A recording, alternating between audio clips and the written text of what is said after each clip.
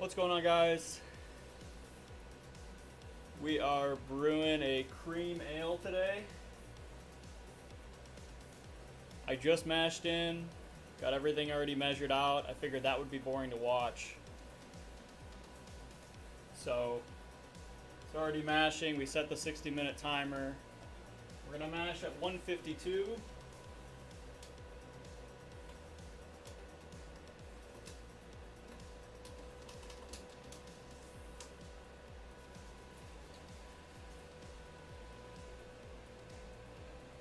We are using the Clawhammer electric brew in a bag system.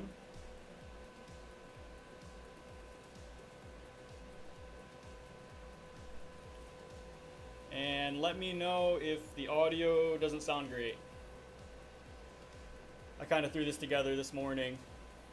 If the music is too loud, if it's too quiet, if I'm too loud, if I'm too quiet, just let me know how the levels sound. The goal for the music was so it covers up the fan noise as much as I could. How you doing, Van? Good morning. Nice having you here.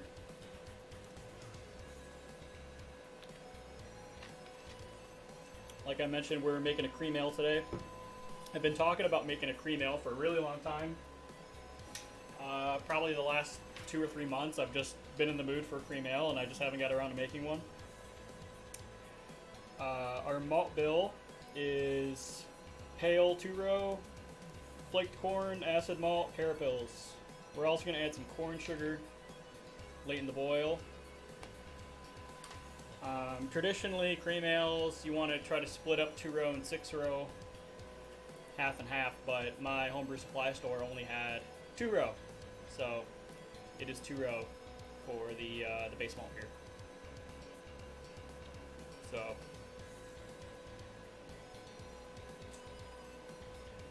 and we'll take a pH reading here in about 10-ish minutes. Yeah, about 10 minutes.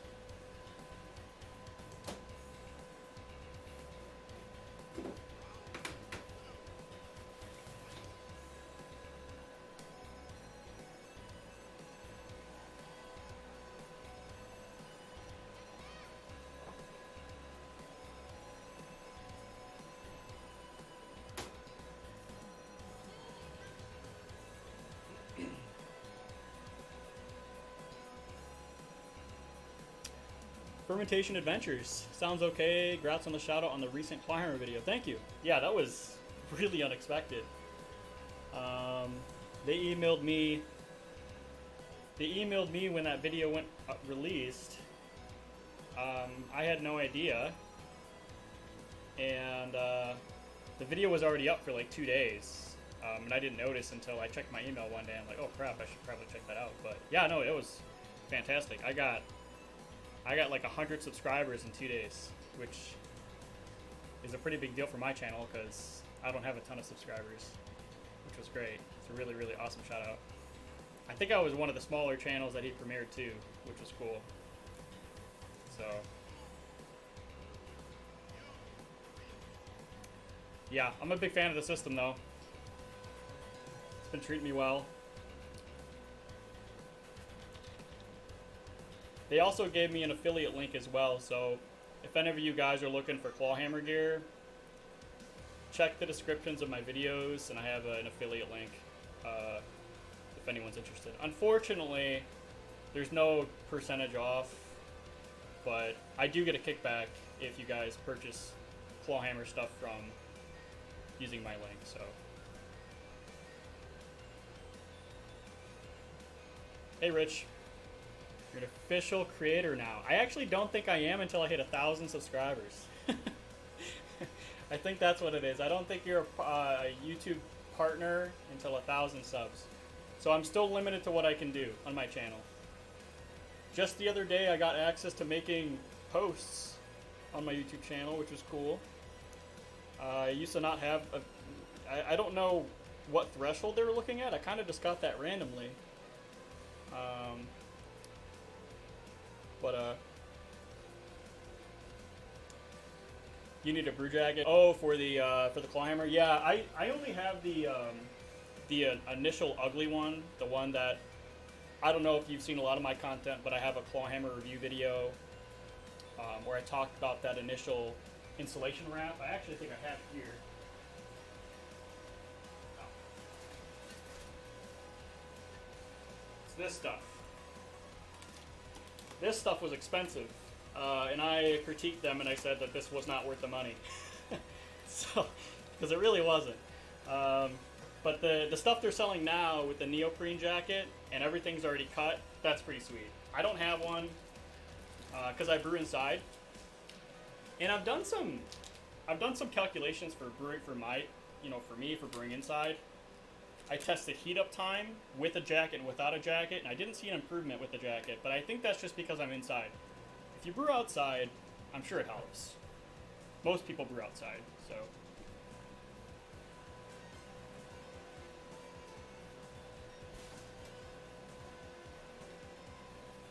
And this will be a grain to glass video as well, this beer here. You can expect the cream ale video to come out probably 3 to 4 weeks. And I have a video coming out tomorrow on some Beersmith 3 tools. It seemed like people liked my Beersmith 3 reviews, so I'm going to make a second Beersmith 3 video.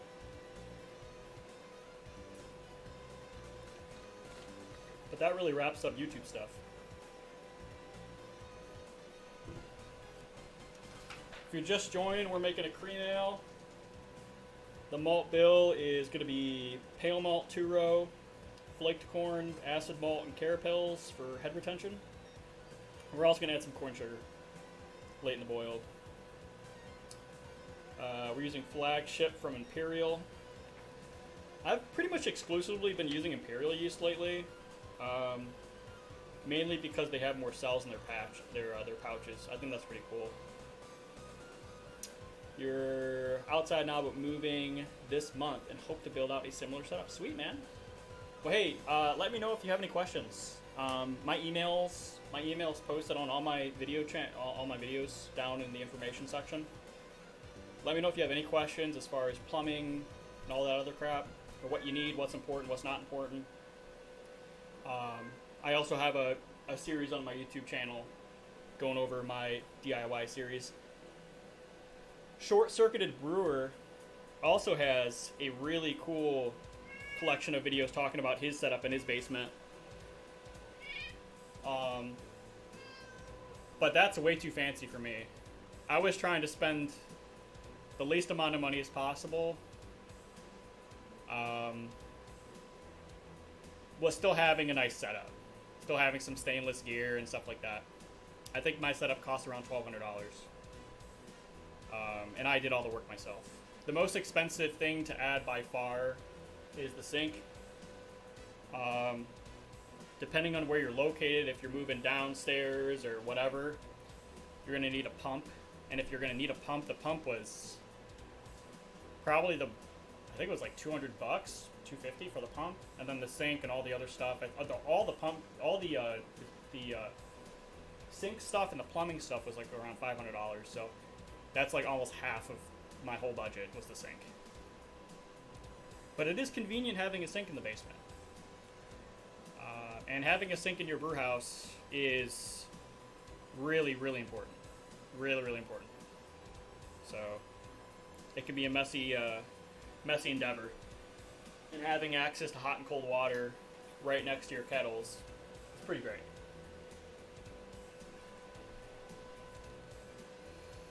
So we're about 10 minutes into the mash. I'm going to get ready to take a pH reading. In order to do that, I need to cool my sample. So I have a cup here to collect some wort for my sample. But I do need to go upstairs real quick and grab a container to put some ice water in. So I'll be right back, guys.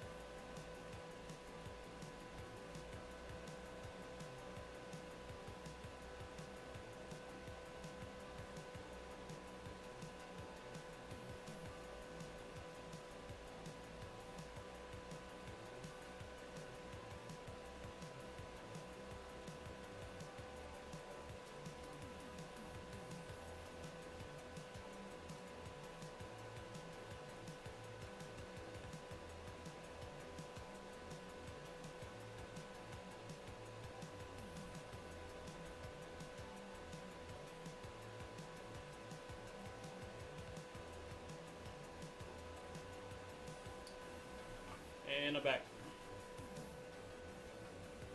Earthbound again. Test 1, 2. I see you, buddy. How you doing? So if anyone's interested in how I cool down my pH samples, I just have a bucket, little thing with an ice pack. I just fill it up with cold water. And I collect my wort sample with a glass, little, I guess you can call this like a whiskey glass. Then I just put this in the ice water and it cools it down. When you want to take a pH sample, you want it a little bit cooler. You'll screw up the sensor on the pH reader, so that's important.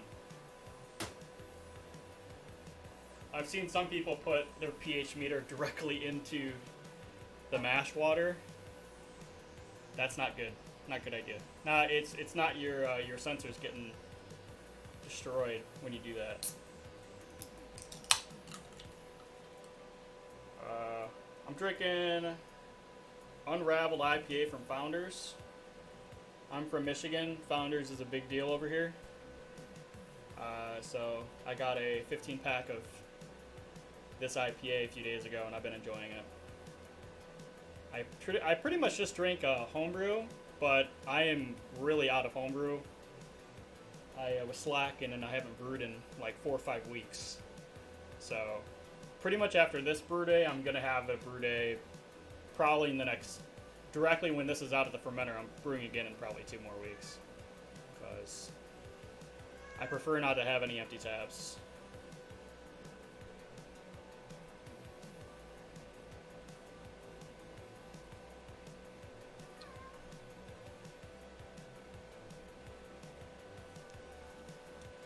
And if I cut out every now and then, there's really nothing I can do about that. I'm just on Wi-Fi, so just an FYI.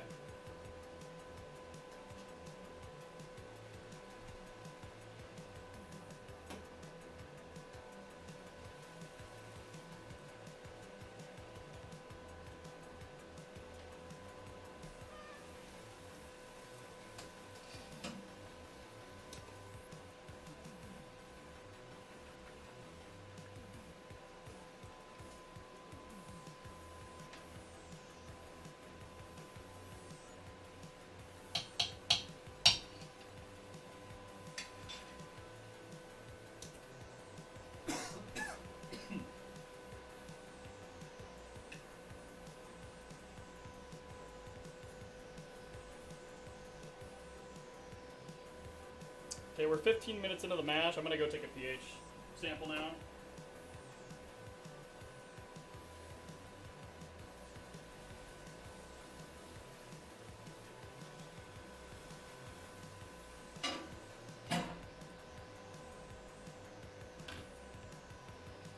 So this is the color of my wort so far. It's very cloudy, yellowy, off-white kind of color. So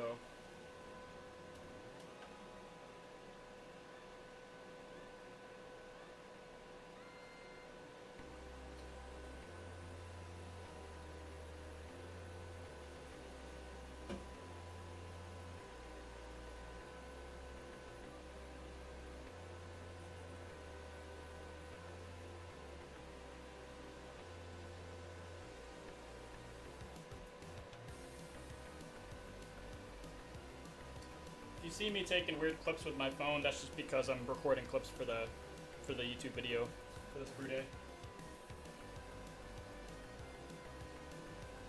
Where is my...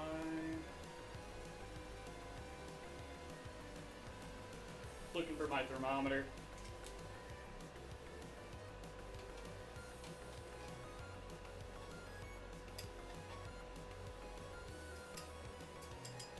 The sample's already down to 110. So it's cooling down pretty quick. It's not a whole lot of liquid though, so it's going to cool down fast.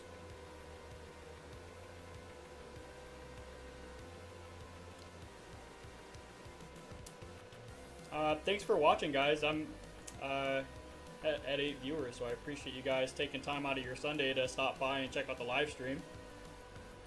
If you have any questions about homebrewing in general, beer styles, anything really, just let me know.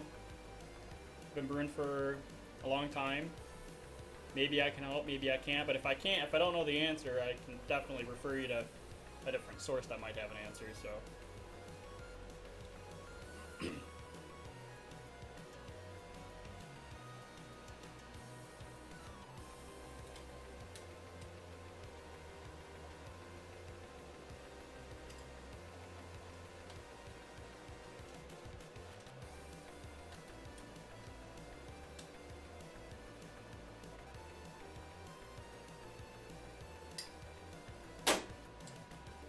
I'm gonna get one more cup upstairs for a distilled water. That's just to clean my sensor when I'm done with the pH sample, so I'll be right back.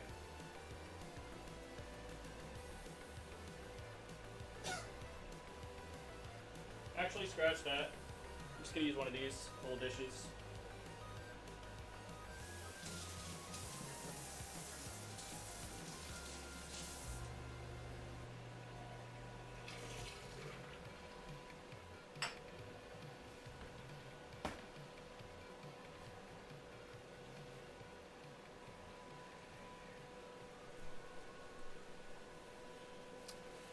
Rich, have you done a Beersmith tutorial? I struggle with that software. Yeah, I actually do have a tutorial. If you check out my YouTube channel, I have a Beersmith 3 tutorial going over how to develop a recipe in Beersmith 3 from start to finish. And on Monday, so tomorrow, I also have another Beersmith 3 video coming out. I'm going to be talking about my 5 favorite tools and calculators to use in Beersmith 3 that I use every single brew day. So that should be a pretty cool video too. But yeah, for now, feel free to check out that other video on my YouTube channel though.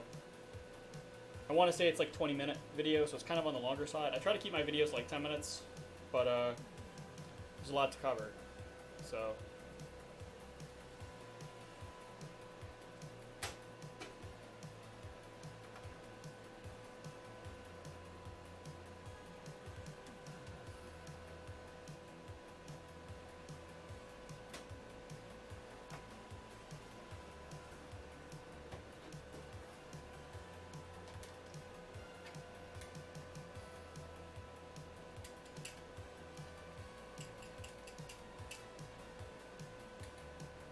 We are at 85 degrees for the pH sample.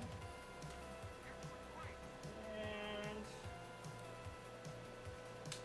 I don't know if this needs to be 70 degrees or not. Let me check the card. Cheers from Sweden. Thanks for stopping by, man. What time is it over there? I don't know if it's late or early over there. Let me see.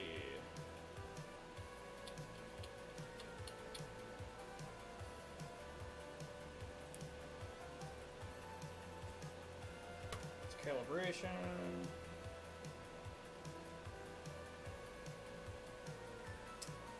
Zero to 50 degrees Celsius.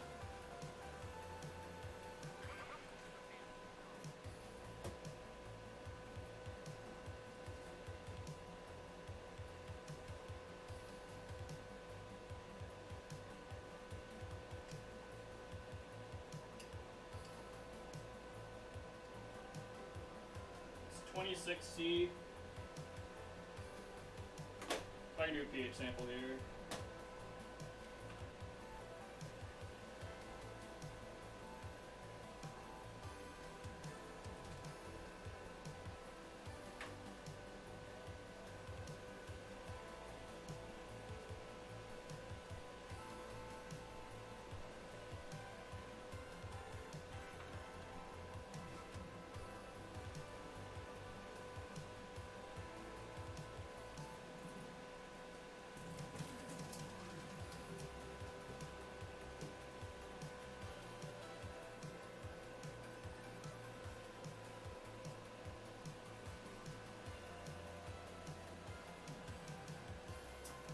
pH is 5.3,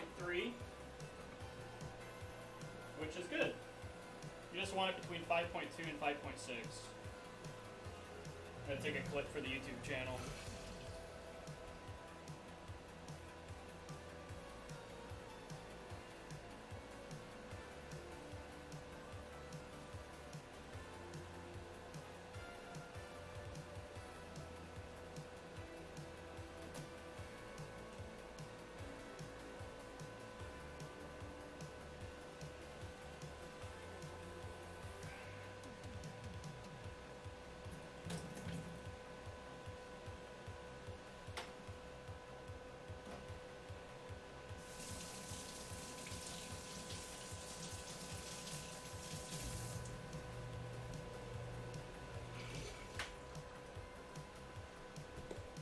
Evening, almost 6 o'clock. Okay.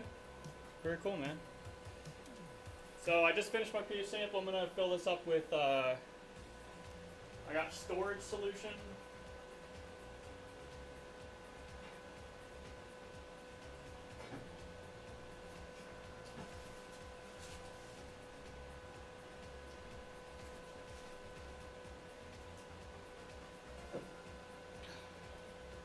Here. That's the storage solution I was talking about.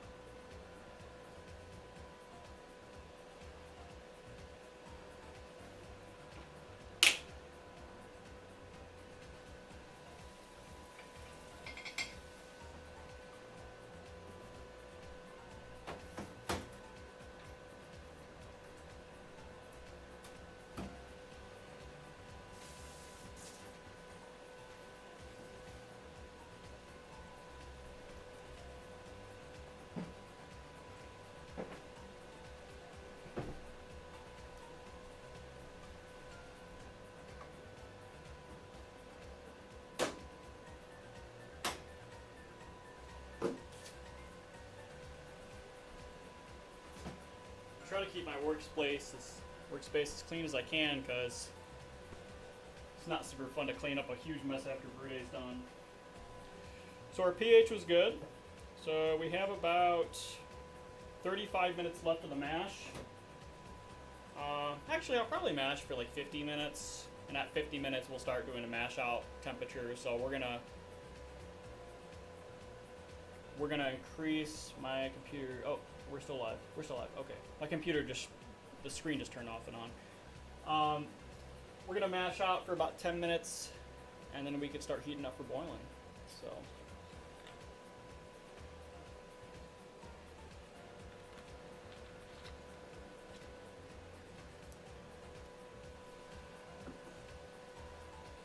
What do you guys got in the fermenters? Anything, you guys got anything going on right now, or no? Or if you don't have anything going on, do you have anything that you're planning on brewing soon?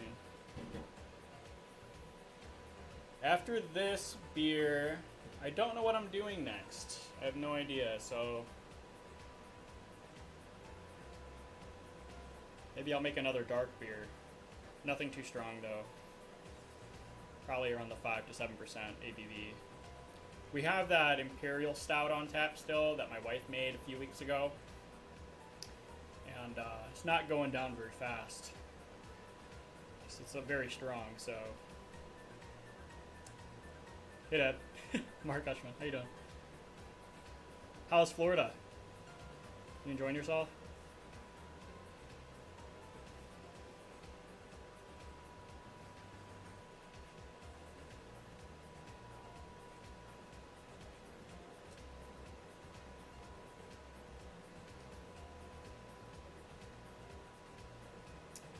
Dunkel with the fermenter yesterday. Very cool, man. Sounds good. I haven't made one of those yet. Maybe I'll make one. I've been trying to make, really for the YouTube channel, I've been trying every single brew day. I try to make something completely different. I don't do a whole lot of duplicate recipes. But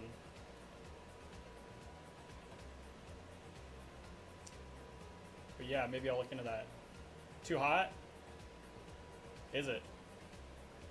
Around this time of year? Really? Too hot? Rich, haven't brewed since Labor Day. An IPA and a Kolsch. Little left of each. Kolsch sounds really good right now. I would be all over that. What kind of IPA did you make? There's a lot of different styles. Belgian quad, very cool. I've made a triple, but I've never made a quad. Quad is probably a little bit too strong for me to have on tap.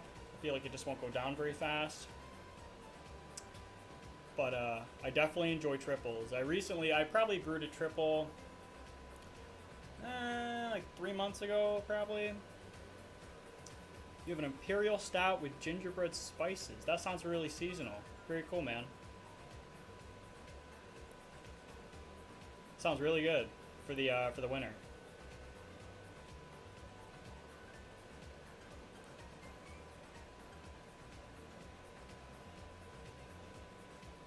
Bell's clones. Oh, like a two-hearted clone?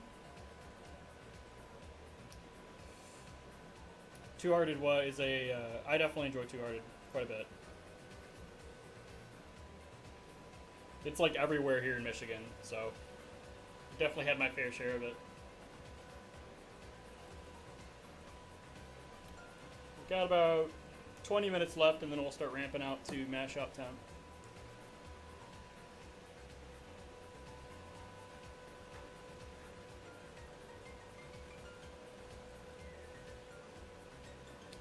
Bourbon Barrel Porter. Can't wait to try it. A couple of weeks. Yeah, that'll be really, really good. I'm looking forward to that. It'll be ready when it's really, really cold out. So, perfect time of year for something like that.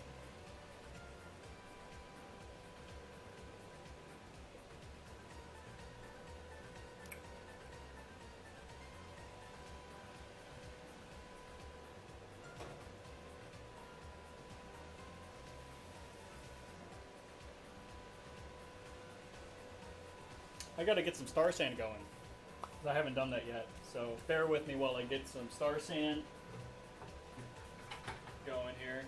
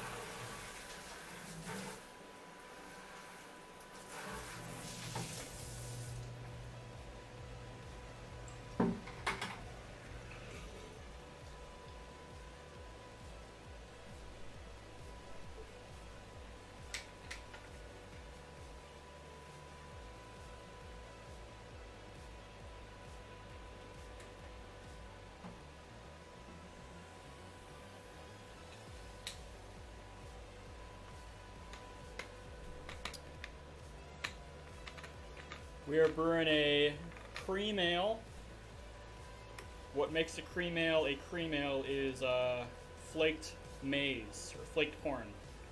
So we're going to be putting flaked corn in, and then corn sugar at the end of the brew day. So, not very bitter. It's kind of on the sweeter side. It's pretty good.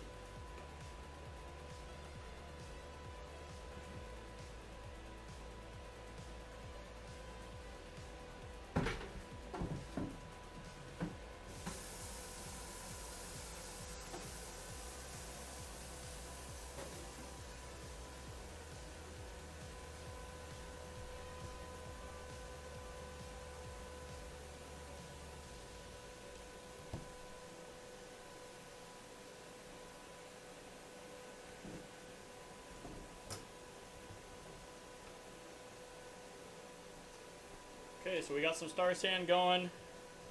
Just gonna do 2.5 gallons of Star Sand.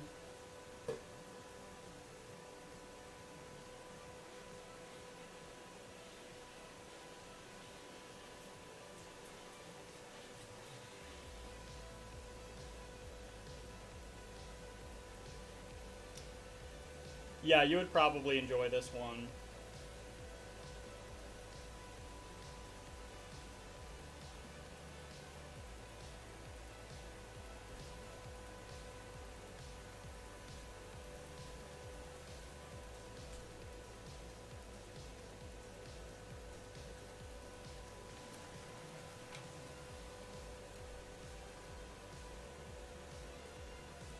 Anyone else in chat have made a cream ale before?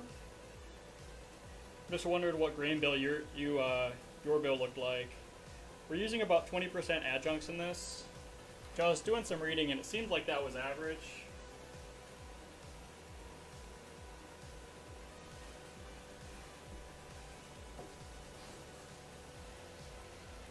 I wasn't entirely sure how much flaked corn to add.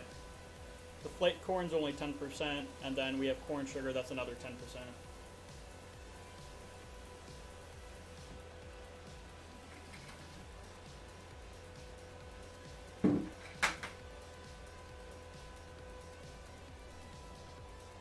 Looks like we dropped some frames there. Like I said, guys, if the stream just cuts out randomly, it is what it is. So.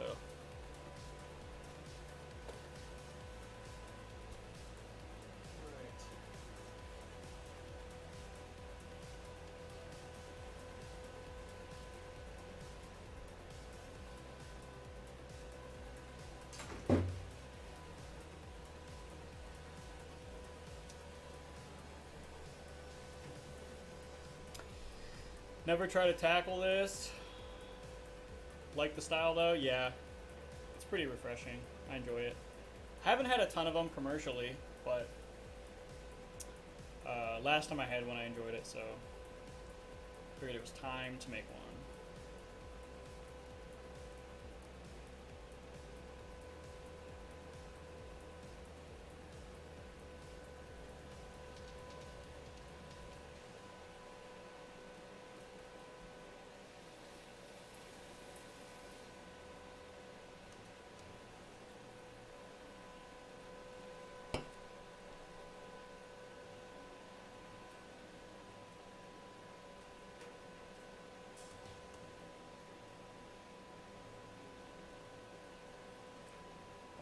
Also, if you guys have any video ideas for the channel, let me know. If there's something that you guys want to see, or anything like that, just let me know in the chat. So I was spending some time last night to think about what videos to make. I have about 5 or 6 video ideas queued up here. But yeah, let me know if you want to see anything. You did a partial mash from kit, light DME, 2-row, flake corn, red wheat was okay. Okay. Light DME, 2-row, flake corn. Yeah, no, that sounds good. The main difference between that recipe and my recipe is that instead of the red wheat, I'm using carapils, I guess is what my substitute for that would be, and then instead of the DME, I'm using corn sugar. And then the rest of it's obviously coming from the 2-row and maize. Earthbound, 20 to 30 on the adjuncts. Are you using 6-row? Unfortunately, no. I was going to do 50-50, 2-row and 6-row, but my homebrew supply store did not have any 6-row, and I was planning this recipe out yesterday, so I wanted to brew today, so obviously I wasn't getting that in the mail. So I would, when I initially planned this though, it was 2-row, 6-row, flaked corn, carapils, and then the corn sugar. But we just made it the base malt 100% 2-row pale malt. Never tried a cream ale. I've done a corn ale with 33 flaked maize and 66 pilsner. Wow. Yeah, corn ale I think would be classified as a cream ale. 33% maize, that's a lot. How did that turn out? So maybe I'm using a little bit, maybe I should have bumped this up a little bit more maize on this one, because I'm only using 10% maize and then 10% corn sugar. Maybe I should have went like 20% maize, maybe like 5% corn sugar. Or maybe just cut out the corn sugar entirely.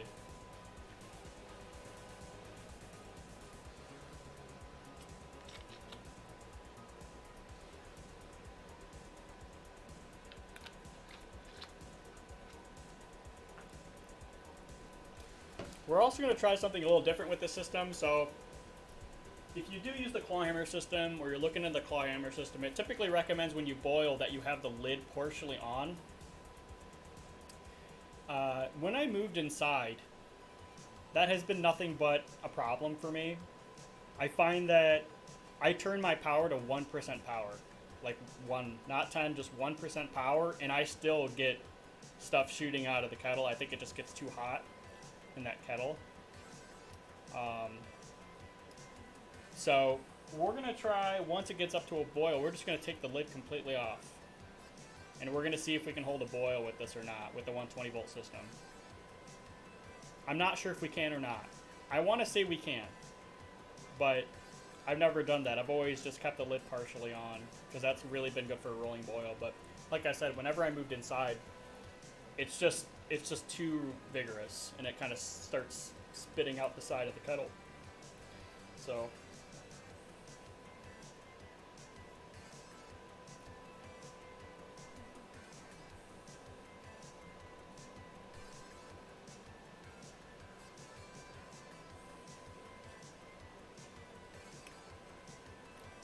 oh, you did a cream ale yesterday.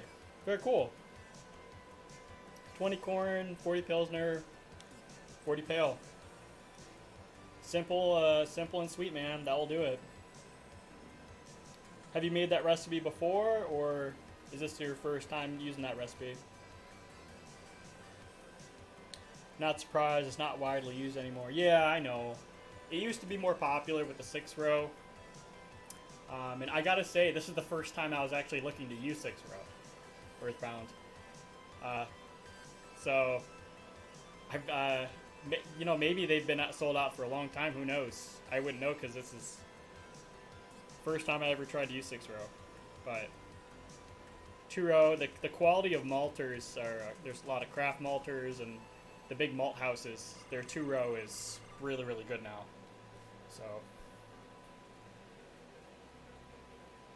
33% is Kentucky Common territory for corn. Okay, I didn't know that. I'll have to look into that.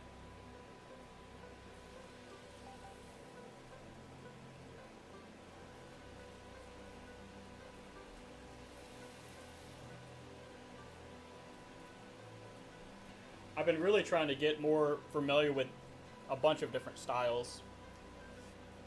Ever since I started doing homebrewing competitions, I've been doing a lot more research into other styles, so that's all really good information.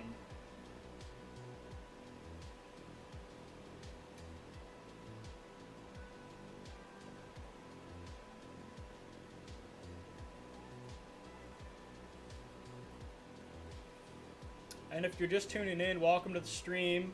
We've had a few more people stop by. We're brewing a cream ale. This is the first cream ale I've ever made. This is an untested recipe, but from the research I've done, the recipe I made was relatively safe. We are using pale, 2-row, corn, acid malt, carapils, and corn sugar. You did 3 times for 20 grams of Hallertauer at 60, 20, at 30, 10, at 5. Oh, okay. Yeah, I'm using Hallertauer and Saaz for mine. I think traditionally cream ales you want to use American hops. Saaz and Hallertauer are not American. Hallertauer I want to say is German, and Saaz is where's Saaz from? Can't remember. Not from America though.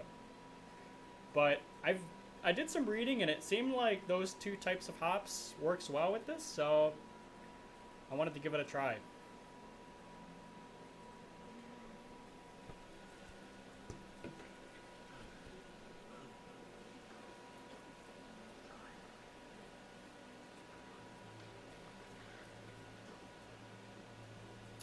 I also wasn't sure if we want to do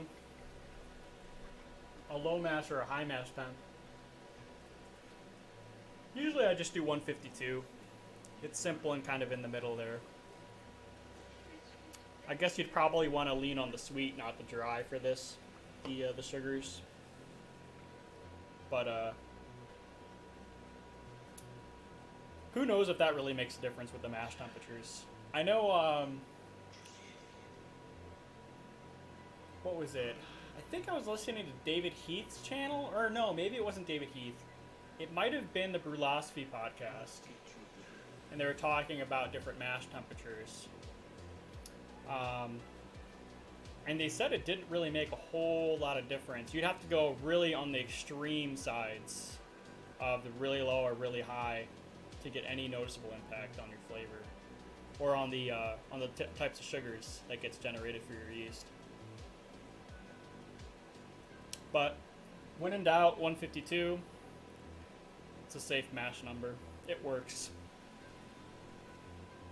Oh, that's right, Fermentation Adventures. Yes, thank you.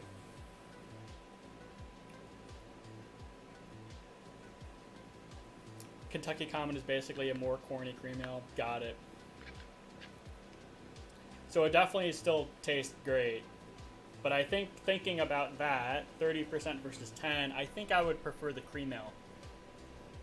Preferably. But I've never had a Kentucky Common, so maybe I have. None ring a bell though. If I did, it was probably a long time ago. And I probably just didn't know what I was drinking. So that's very possible.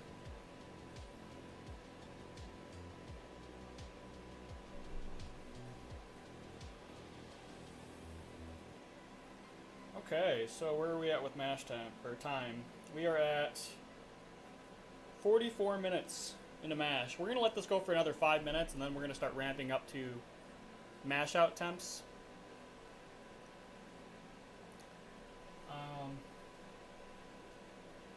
It's kind of thinking to shorten up my brew days. I just do mash for 30 minutes, and then I just start ramping up the mash temp or mash out temp, because the 120 volt system takes a little bit of time to hit the 170 mark. So, because it might take 15-20 minutes to hit mash out. Cluster. Yeah. I've also looked at the cluster. I was actually thinking about doing cluster for this as well. I want to say the BJCP actually recommends cluster by name to use. But I was on a homebrew forum and some guy was raving about Saaz with cream ales. So I'm like, I gotta do it. I gotta see what the hype is about. So we're doing Saaz.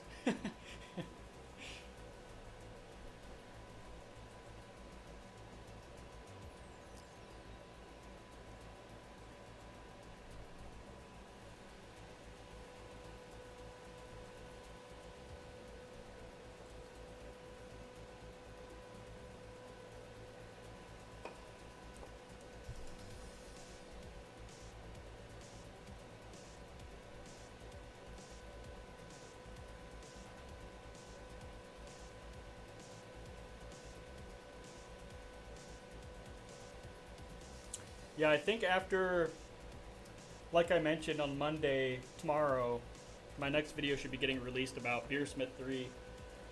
And then I think for my next video for next week, I want to talk about the easiest way to get into brewing salts, water chemistry. There's a million water chemistry videos out there, but I want to talk about, really, I don't want to get into any of the nitty-gritty. Kind of a no-nonsense way of getting started into water brewing salt additions. So I was thinking about doing that because I think even a lot of the videos out there talking about water chemistry, they do a really good job breaking them down, but I can see why it might still seem overwhelming for some people. Some videos talk about ions and other things, which is great to know, but I think I want to do like a no-nonsense approach. Like, just use distilled, just buy these ingredients, just use this calculator, and you're good to go. Because I definitely don't do anything crazy with my water chem. But I still think it makes an impact on my beer. Especially the sulfates, the chloride can definitely make a difference with how dry a beer is perceived. Sulfates make a big difference. And I've actually tested myself on my channel, so sulfates do definitely make a measurable impact. If you're just tuning in, welcome to the stream. We are mashing right now. We're about 48 minutes into the mash. About 2 more minutes here, we're going to start mashing out, ramping up the mash out temperature. And this is the Clawhammer 120 volt system, so it can be plugged into any outlet in your home, which is great. It's very convenient, but the heat up times are kind of slow, so it's probably going to take 20 minutes to hit mash out temp. So we're going to get going on that a little early. And I know I mentioned this in the beginning of the video, but I do have an affiliate link. If you want to support my channel, and if you're already looking at Clawhammer gear, anything from Clawhammer, their pumps or their mash baskets or anything, I do have an affiliate link. You can check any of my grain to glass videos, and my affiliate link will be in the information section. So feel free to use that. I do get a kickback from Clawhammer if people do shop with my affiliate link. So that's a great way to support my channel. And don't forget to like the live stream as well. More likes means more people. This will be shared with more people on YouTube. So I would really appreciate it.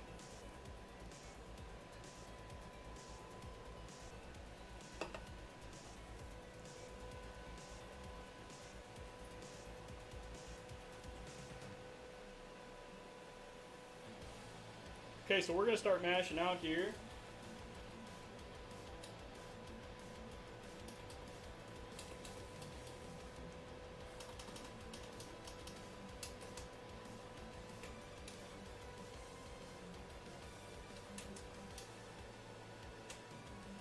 So, if you're unfamiliar with what mash out is a step where you take your mash temp, so your 150s, and you ramp up to 169 or 170 degrees, and that stops your conversion from happening. Another nice thing about mash out is it makes, with the warmer wort, it makes the sugars not stick to the malt as much. So when you're draining the wort from the grains, you can pull more sugars from the grains. With brew in a bag, traditionally you don't do a sparge or vorloff. You don't need a vorloff because you're in a bag, but you typically don't sparge with brew in a bag. So mash out is important for brew in a bag, for sure. And another thing too, it gets you that much closer to your boil temps. So earthbound, that's a wonderful thing about brewing. You can be as technical or simple as you want. That is 100% true, and that's one of the things I talk about all the time when I'm talking about home brewing with my friends and family. You can start home brewing with a large kettle in your kitchen, and you can get some extract, some hops, and some simple yeast, and a bucket. You can make beer. Or you can get a spiked 3-vessel Herm system that costs $3,000 and have the nice jacketed fermenters and pumps and glycol chillers and all the bells and whistles. You can also do it that way too. You can do it however much money you want to put in this hobby. You can still make beer. I think a minimum buy-in is probably $100. But it's a relatively cheap hobby if you want to keep it that way. It seems like most brewers that I know of, once they start brewing, they just get obsessed with it. And they just either brew a lot or they spend a lot of money really quick. I want to say I've been brewing for 8 or 9 years. And I've definitely been tempted to buy some fancy stuff, but the Clawhammer system was definitely the most expensive thing I've purchased to date. We're lucky to have 220 in Europe for the electrical brewing. Oh, that's really cool. Like everything, sorry, this is gonna sound really ignorant or dumb. I don't know anything about this. All your wall outlets are 220? Because that would sound kind of crazy. If that's the case, that'd be kind of convenient. Stupid question. Does that mash out help efficiencies? It can in a way. Yeah, it can. Like I said, you know, the mash out, the three main reasons why you'd mash out is one is it stops the enzymatic reaction that happens with your mash. The second reason you mash out is because it helps the sugars pull from the grains when you drain your grain basket. And the third is it just makes it one step closer to your boil, which you need to hit anyway.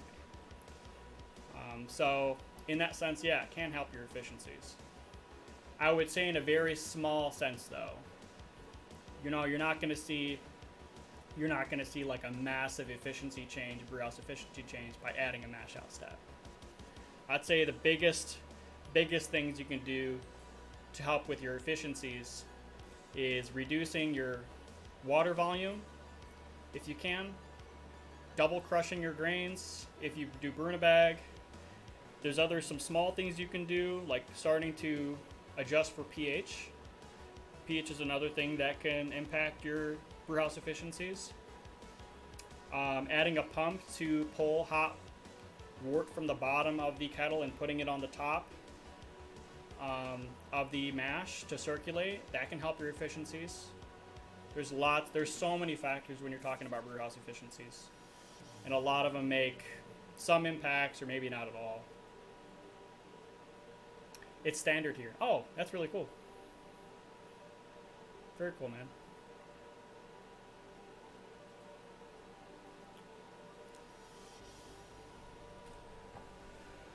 So it's heating up pretty quick, actually. We're at 162.4 right now. Our goal is 170. And once you hit 170, we're going to set a 10-minute timer. And once that's complete, we can start draining the grains. And if you do brew in a bag too, don't be afraid to squeeze the grain basket or bag, whatever you're using. When you squeeze the grain bag, there's an old myth that you're going to get extract tannins if you squeeze a grain bag. And you'll get tannins in your beer. But that is just, it just doesn't make a measurable impact. There's been lots of experiments on YouTube and other sites that say there is no impact from squeezing the grain bag. And the nice thing about doing that is talking about efficiencies again is you can use less water. I think I cut by adding the squeezing the bag. I can use like almost a quarter or half a gallon less water, which means obviously you're going to get higher sugar to water ratio. Your efficiencies are going to look better on your brew day. So it's a nice thing to add if you don't already do that. Here's a question for chat is how do you brew at home? Do you just use a large kettle outside? Do you have electric? Do you have a 3-tier system? Do you use coolers? Do you brew in a bag? Partial mash? How do you guys brew at home? I want to say, I was listening to John Palmer's podcast yesterday when I was picking up my ingredients, and he said that all grain has surpassed extract brewing, which I thought was kind of crazy to think, and I want to say that has to do with the adoption of brew in a bag method. And I want to say it's a lot easier for people to start doing brew in a bag at home, especially with a lot of cheaper systems that aren't modular. Like there's an Anvil Foundry, there's the Robo Brew, there's the Mash and Boil. There's lots of different systems you can get that are essentially just electric kettles with a grain basket and a pump. But they do work. They work fine for brew in a bag.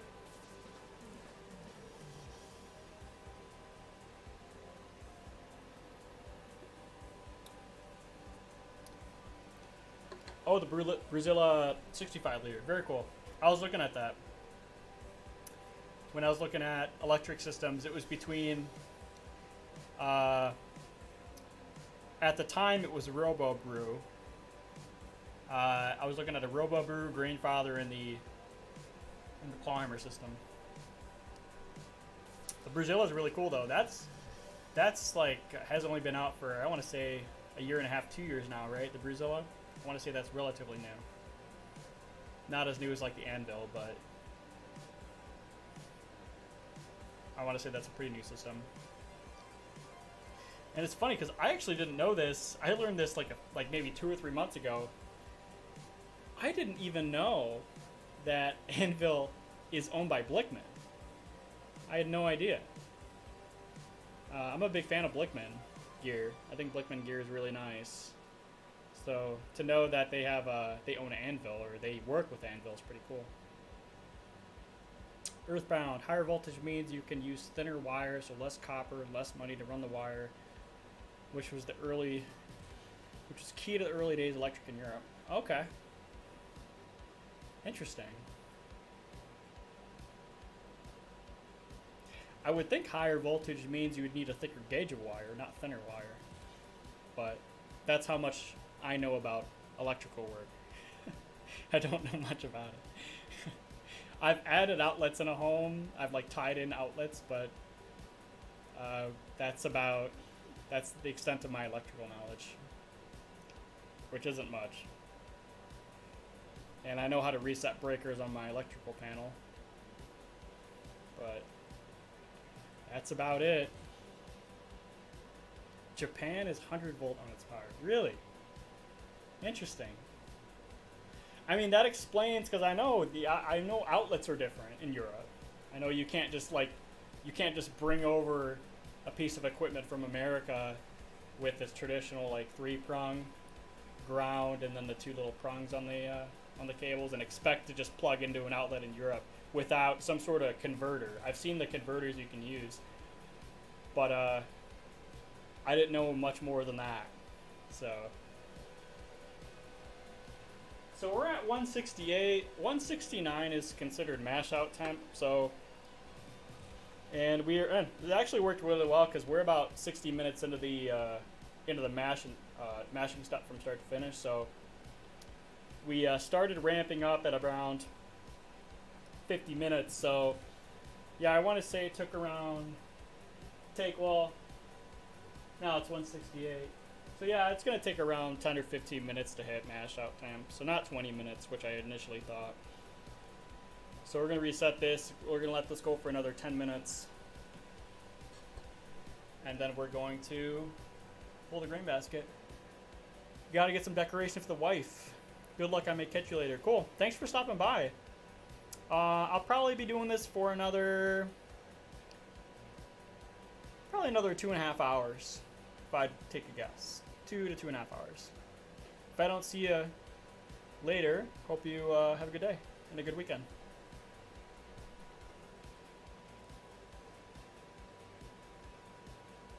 I'll leave it running for the runtime. Hey, thanks, man. The extra view helps. I'm a small channel. I need every view I can get. I appreciate it.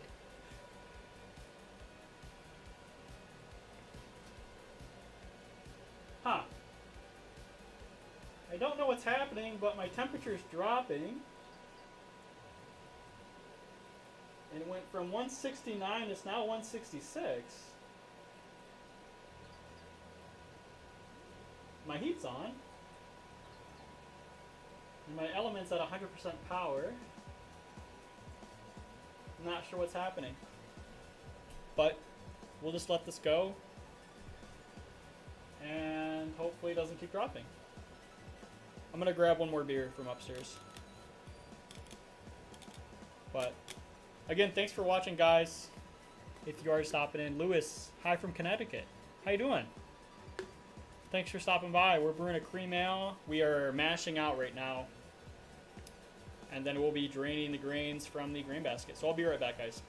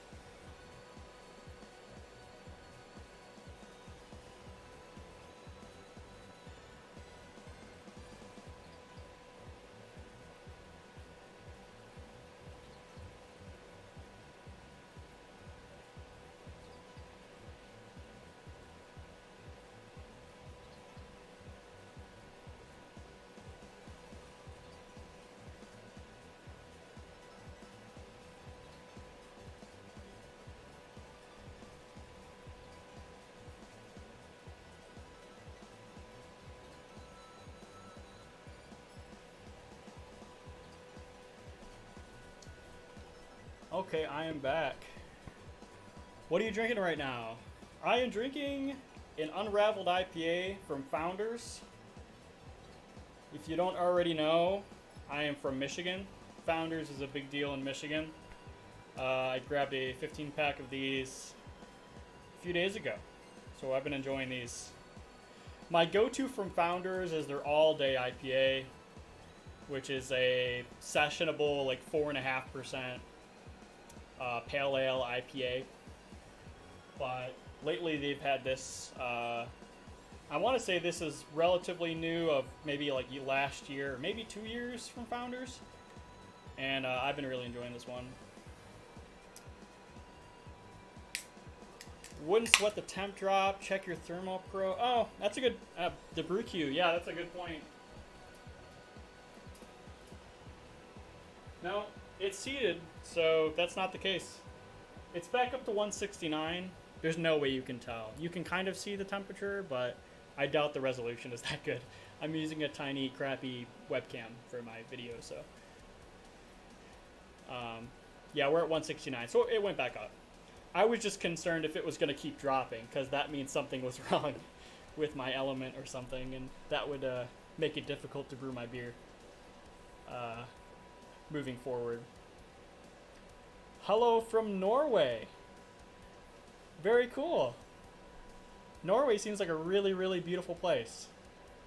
I'd love to go over there someday. You could test the temp by bumping it up to 170. Yeah, BrewQ. It's now 168. It's bouncing, but but yeah, it dropped. It went back up. I found it weird from going from 169 to 166 with 100% power to my element. I was a little confused about that, so for it to drop so much. Grain temp delay then, possibly. But yeah, if you're just tuning in, I want to thank you for stopping by my live stream. We're brewing a cream ale. This is the first time I've ever brewed a cream ale before. So we'll see how this turns out. This will also be a grain to glass video on my YouTube channel. So if you haven't already, make sure to subscribe to the YouTube channel. There will be you can expect this video probably 3 to 4 weeks from now. So you'll see how this actually turned out.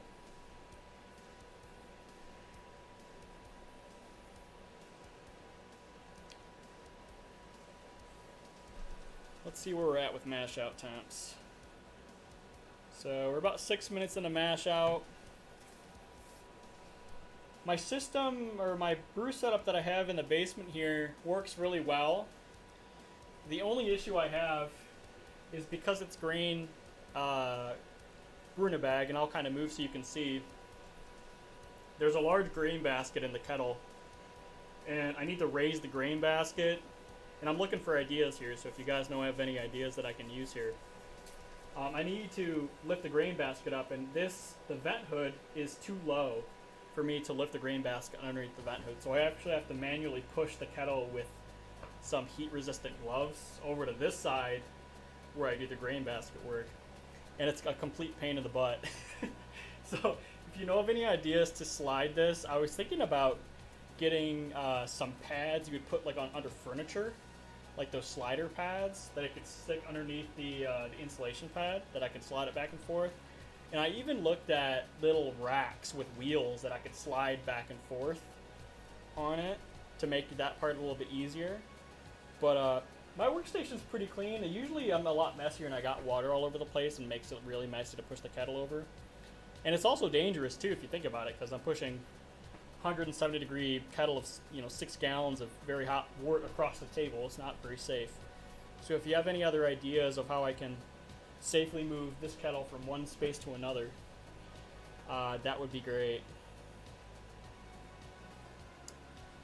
Minus 10 Celsius. That is very cold. Because I'm American and I don't understand the Celsius thing, I'm going to have to do a Celsius to Fahrenheit converter to actually understand how cold that is. Celsius to Fahrenheit. Minus 10. 14 degrees. Okay. Yes, that is very cold. 14 degrees is very cold. That is uncomfortable. I don't know if you've seen my setup. It's rigged to a hoist. Works well for me. BrewQ, I'm gonna have to check that out. I'm assuming you have a YouTube channel. I'm gonna check your channel out. I'm gonna put a note here to check your channel out, and I'll give you a subscribe so I can check out your system. Yeast the Beast, what's going on, man? My fellow security brewer. I'll be brewing a German Pilsner tomorrow or Tuesday. Gonna need to build a starter today. Very cool. What do you use to make your starters? I have I use the starter kit from Northern Brewer, and I use like a really cheap stir stick stir plate from Amazon. It was like $10, but that's pretty much what I use. My exhaust hood is removable, so I can hook my grain basket to it and switch. Interesting. You know what? Maybe that's the key. Maybe I need to, instead of moving the kettle, I need to figure out how to move the exhaust hood. Maybe I have this all wrong. I should think about how I can move that. I don't know how I could do that though. I'd at least have to change the ventilation, considering it's like a metal HVAC ductwork. It's not going to bend very well. But yeah, I'll check out your channel after today's live stream review.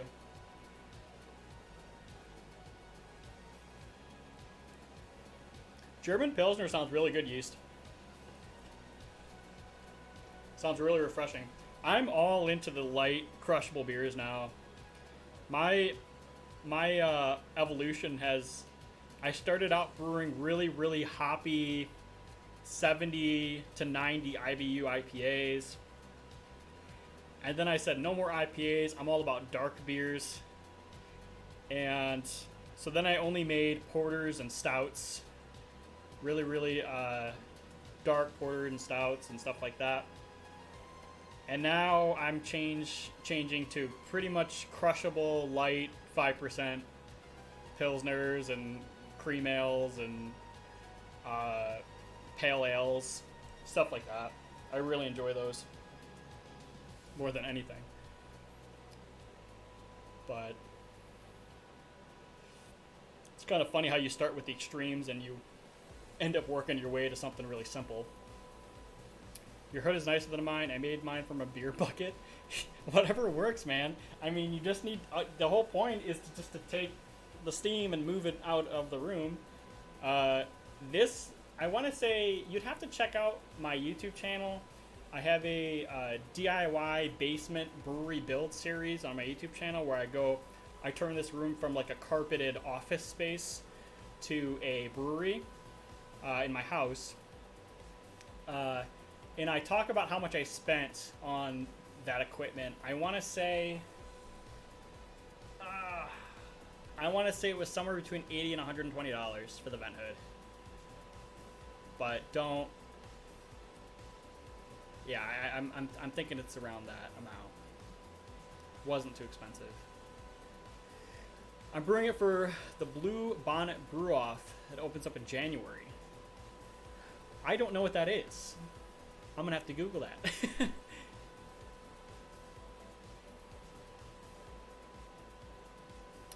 You get any drip back from yours?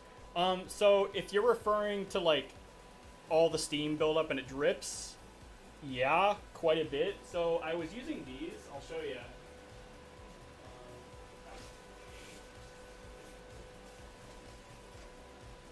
So the vent hood came with these.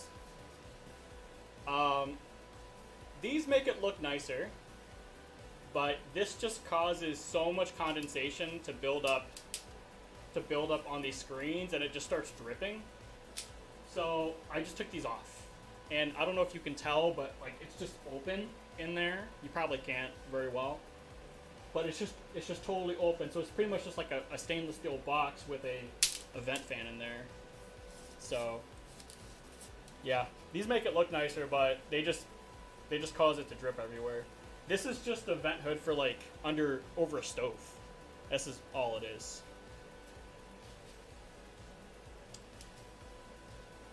Yeah, my hood is cut down storage bin. Yeah, fermentation adventures. That's pretty sweet. I mean, it works, man. It works. It's insane. I'm sure you guys have vent hoods, so I'm sure you've looked into it. It's crazy what a vent hood will cost. Like an actual commercial vent hood.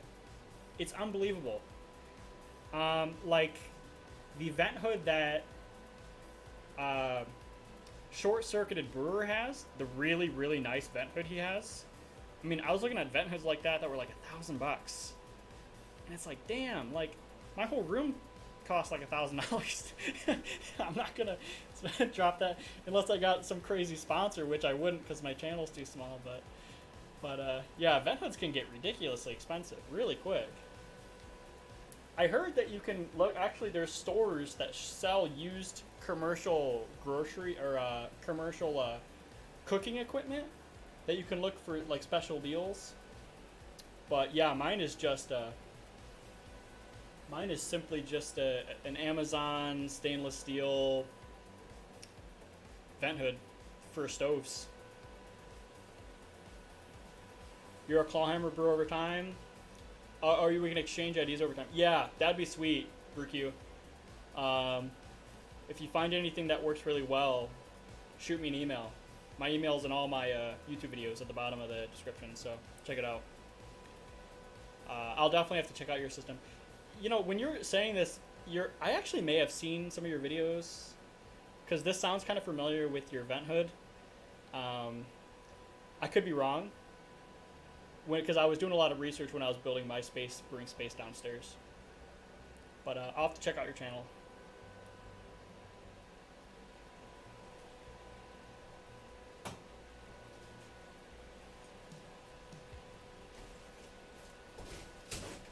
Okay. So we are at... Oh yeah, we're 15 minutes. We are way past mash out. So we're gonna kill the pump. We're gonna awkwardly move this kettle over here, and we're gonna pull the grain basket up, and then we can get going on squeezing the bag and getting this heating up to. We can get this heating up to boiling temps. We're also gonna take a gravity reading. I always take pre-boil gravity readings to see how our mash did. So we're gonna get going on that right now.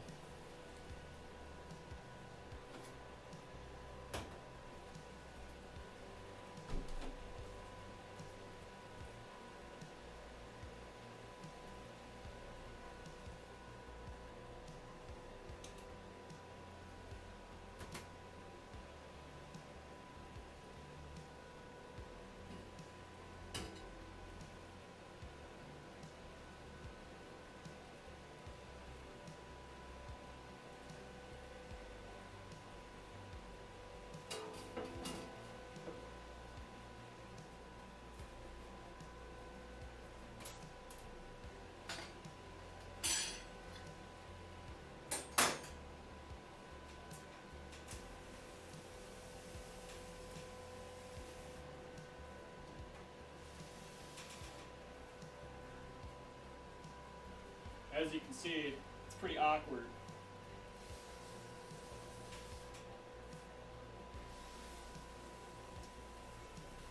Okay.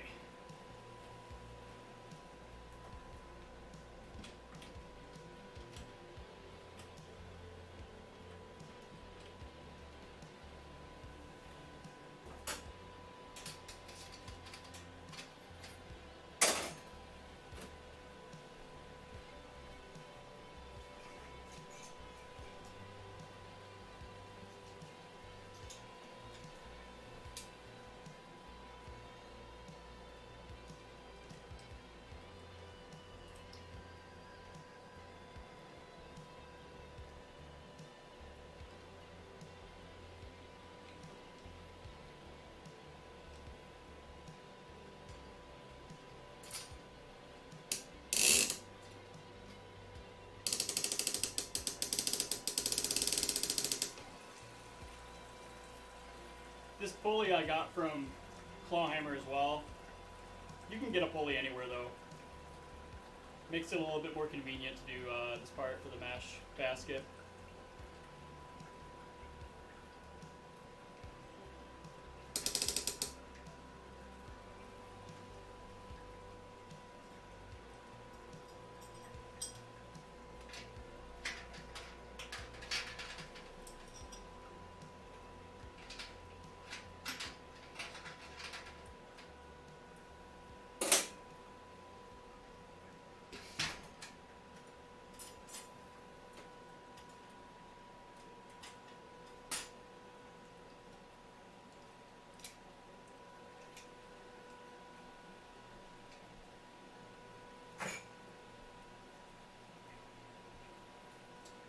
gonna start ramping up to boiling temps here.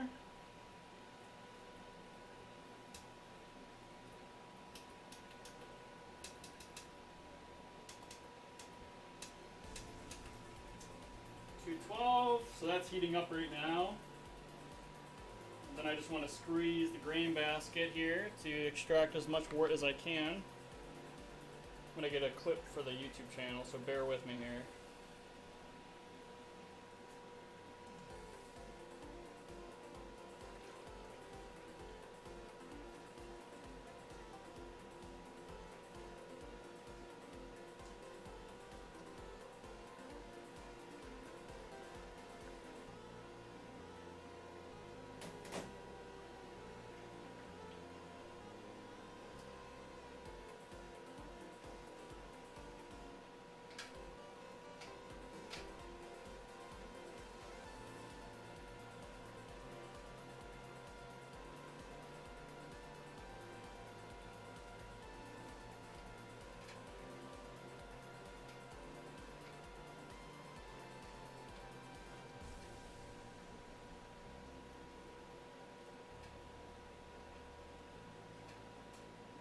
Okay. That should be good.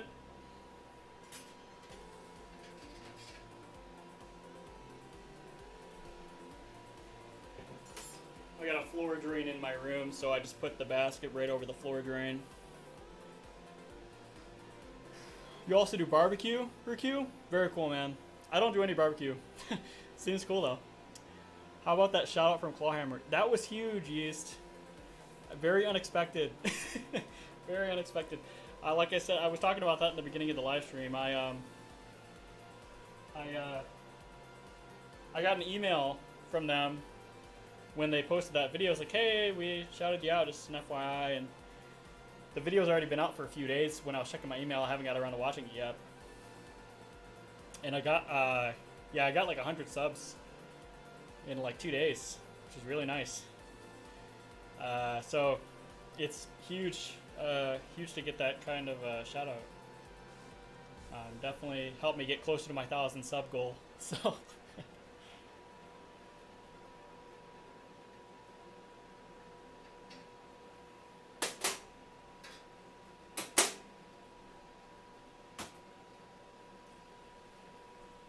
it's also nice that they shout out small channels like mine. You know, a lot of channels have, you know, 10, 20, 30,000 subs. Mine had like 500 subs, so it was kind of funny to have such a small channel. But we'll get up there. We'll work our way up there. So we're gonna heat up now. I want to take a gravity reading.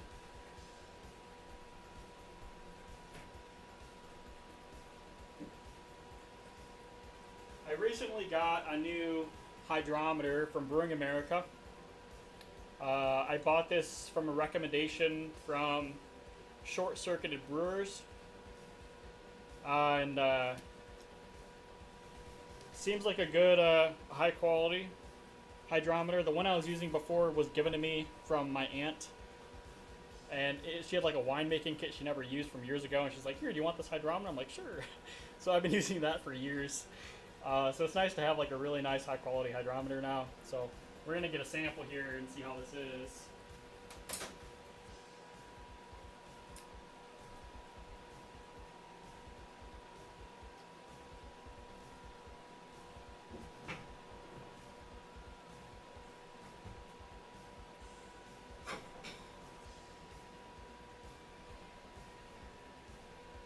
Now, if you follow my channel, you'll know I have a history of not hitting my pre-boil gravity, so we'll see how I did.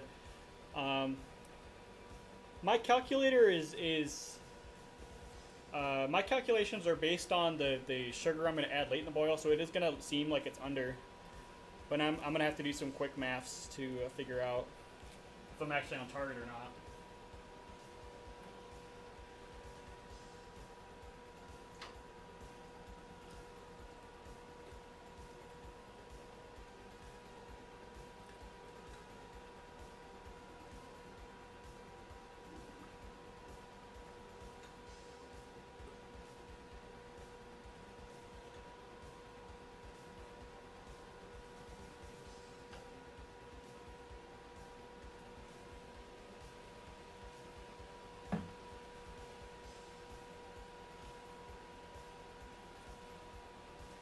So that sample's obviously way too hot to get a good reading from, so I'm going to let that cool off for a bit. I'm going to move my kettle back over to under the fume hood, and then we'll start getting this heating up.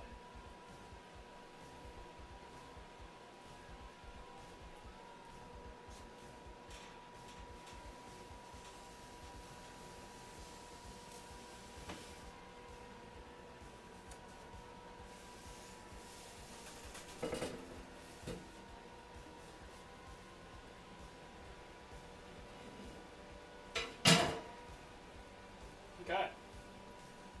We're going to let that heat up. It's at 173 right now, so we got some time. 1K is a grind. Yeah, it is. It's a grind. Yeah, for sure. I mean, I was averaging like 1 or 2 subs a day.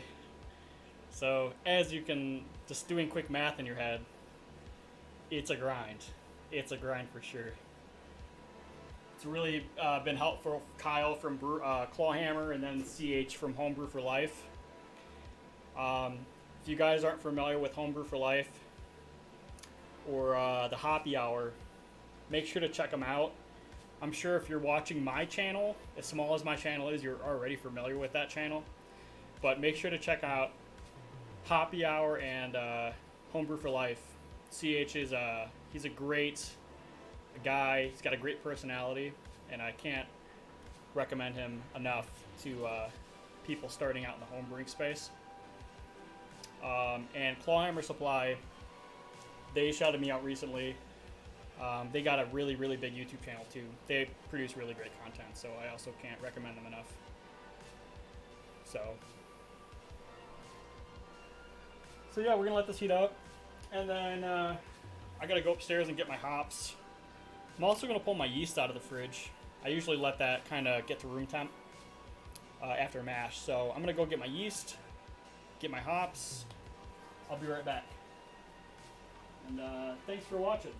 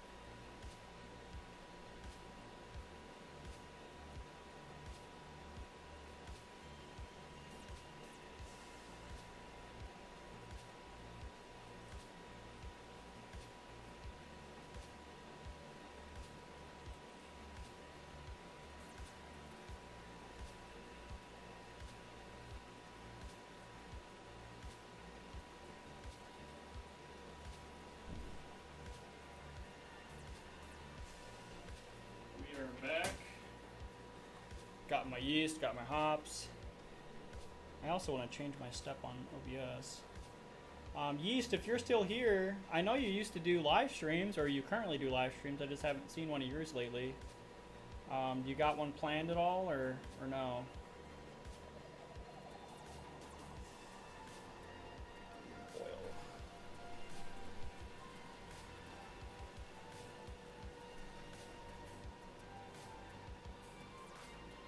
Cool.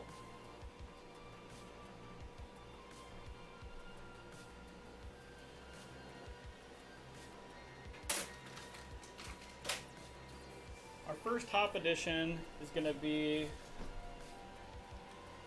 let's see, 60-minute Hollow Tower, 0.4 ounces. So we'll get that measured out right now.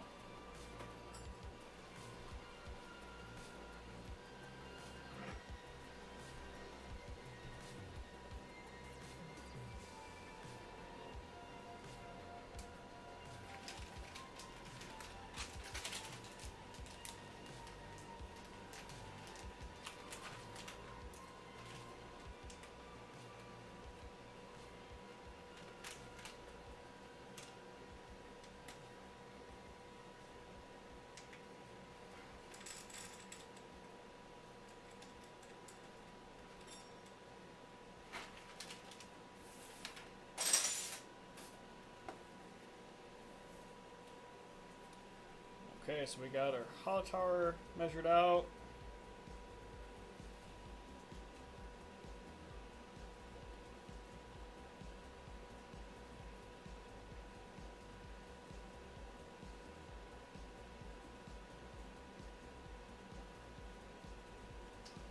And all the hops we're using today has a relatively low alpha acid.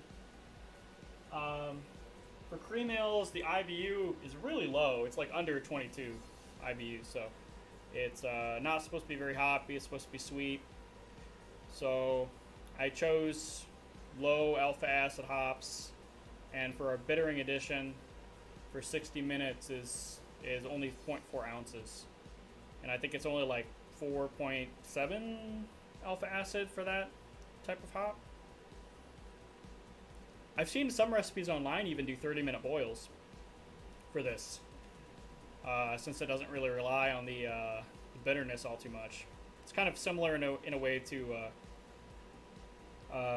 New England style IPAs, where I always do 30-minute boils, since all your boiling addition or all your additions for New Englands, at least my New Englands, are all whirlpooled at 170. I don't do any hop additions when the wort is hot, so.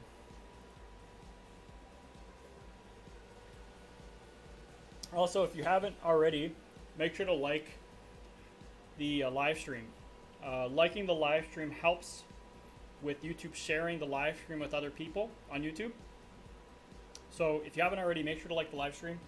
It does help me out a lot with getting this content out on YouTube.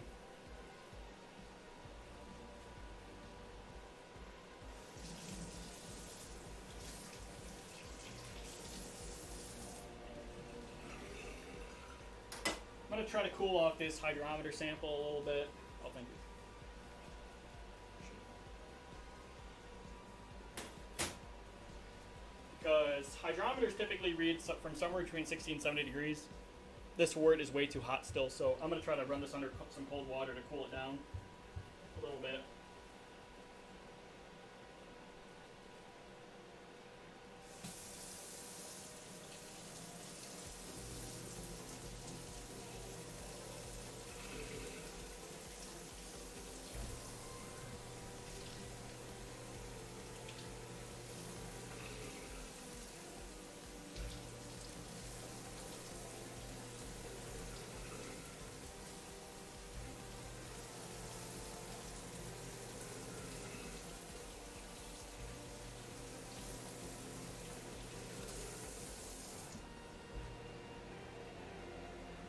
Interested to see what the sample looks like.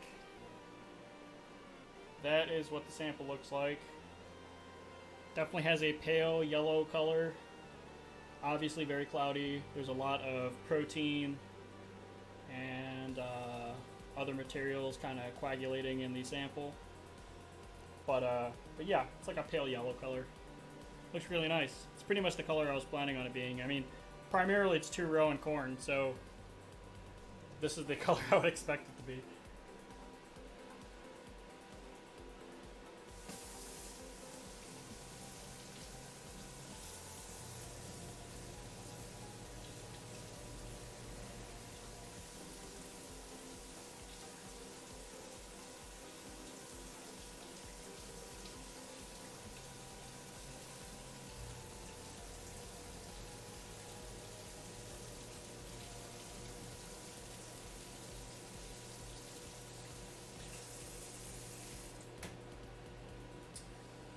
see how hot this sample is.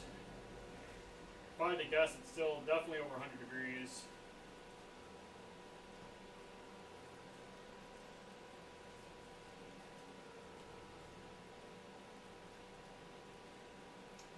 Yeah, it's 107 right now.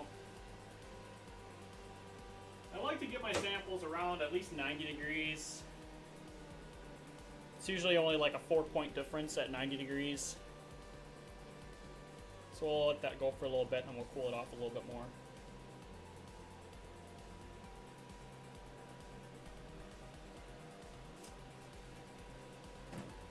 We are at 189 for our temp. Got a little bit more to go here. It's a 120 volt system, so it takes a while to heat up. I'd love to get a 240 volt connection for this, but it's kind of expensive. It's kind of expensive. So right now I'm sticking to this.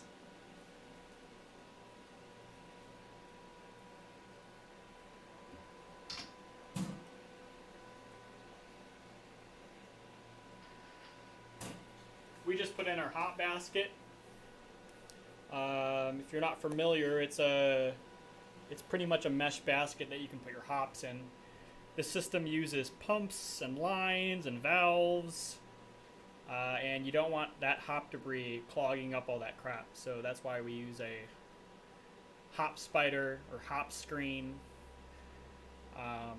It's the one that Clawhammer provided me with the system that I bought. So. But anyway, we do have a few more people in here. Let me know what you guys are drinking at home. Let me know what you guys have in the fermenters at home. Let me know if you guys have any brew days planned, what brews you're planning on brewing anytime soon. For me, I don't have anything else planned besides this cream ale. But like I mentioned at the beginning of the live stream, I'm probably going to be brewing again in like 2 or 3 weeks. Probably 2 weeks. Probably when this is out of the fermenter, I'm going to be brewing again. And I don't do secondary fermentations. I just do 2 weeks in primary and it's in the keg. So I think secondary fermenters are kind of a waste of time. There are some instances where you'd want to do a secondary fermenter, but like 90% of the beers I make, there's no need for it. So secondary fermenters. Well, here's a good question. Do you guys use secondary fermenters? Because I think they're completely useless for home brewing. I don't know about commercial brewing, but for home brewing. The yeast cake and the trub and the stuff that collects in the primary has very little detriment to flavor. You'd have to leave your beer in there for months. If you're going to age a beer for months, that's when I would use a secondary fermenter. But if your beer is going to be 2 to 4 weeks, there's no need for it. Just do a primary and let it go. Also, there's a risk of doing transfers to secondaries as well, and that is the risk of oxygen pickup. So, oxygen is not your friend. I actually just poured a beer a few days ago. That was the definition of oxidized. It was dark brown. The aroma was just gone. I dumped it. I dumped the beer. I did not. It wasn't a whole keg. It was one bottle of beer, so I didn't feel bad dumping it. But oxygen is not your friend. You'll want to pretty much avoid it as much as possible.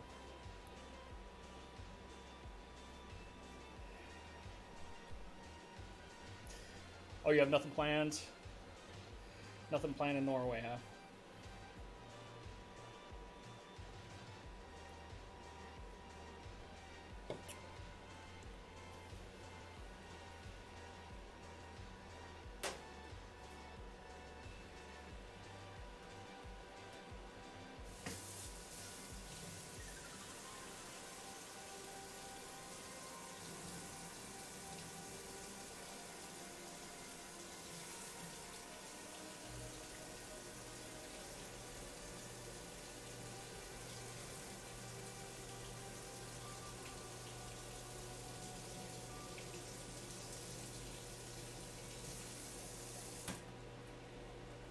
Just hoping that wort sample try to cool off a little bit more. It's still probably way too hot.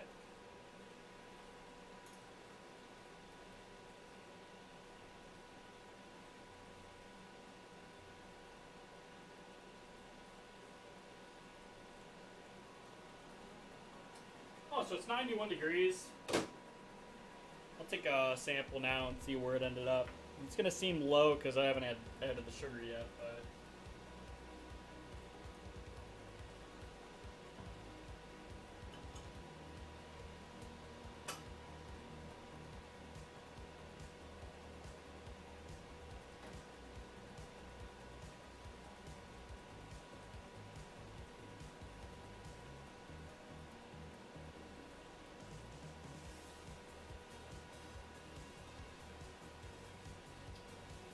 yeah, it's 10:32.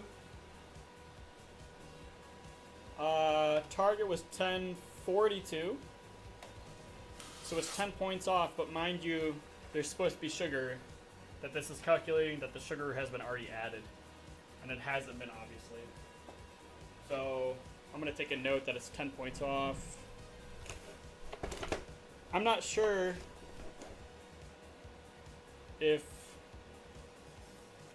that 10 ounces of sugar is going to make the difference. I might have to add a little bit of DME to this.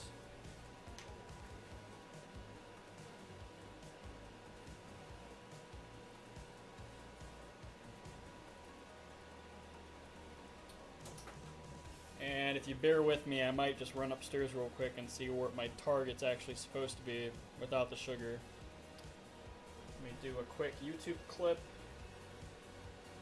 I'm going to run upstairs for a hot second.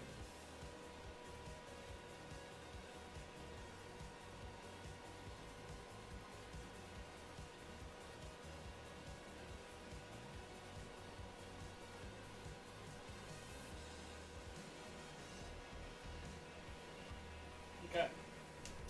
I will be right back. I'm going to see what the gravity's supposed to be, see if we're off or how much we're off, and then we can plan to add some dry malt extract to bump this up. So I'll be right back, guys.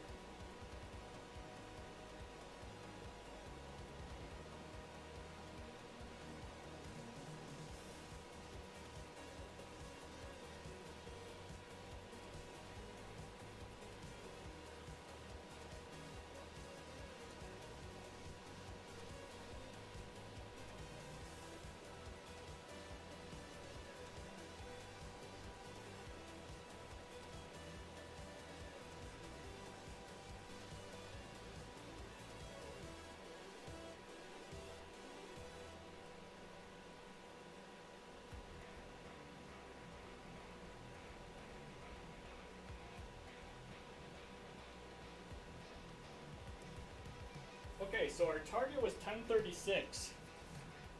We are 4 points off. I'm not going to worry about that. This style was actually kind of heavy on the gravity anyway. It was a little bit strongest. It was like 5.4% target, which is kind of high for cream ales anyway. I'm going to let the 4 points slide. It's no big deal.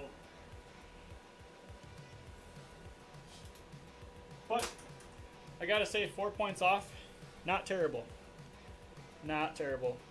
I'd say anything under 5 points is a good brew day for me, so.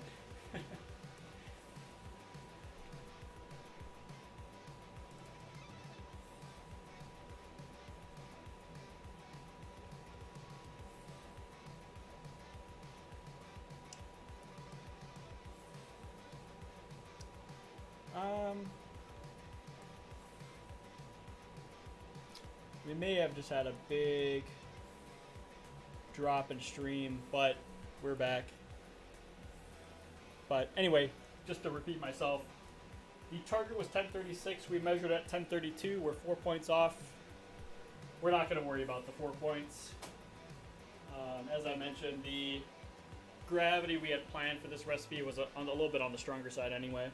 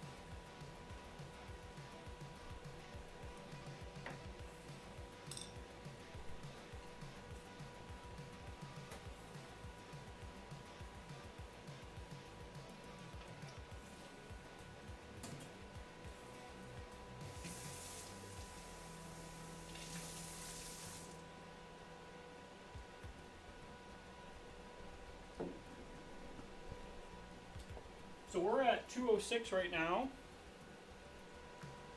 We kind of start boiling it, I think, at like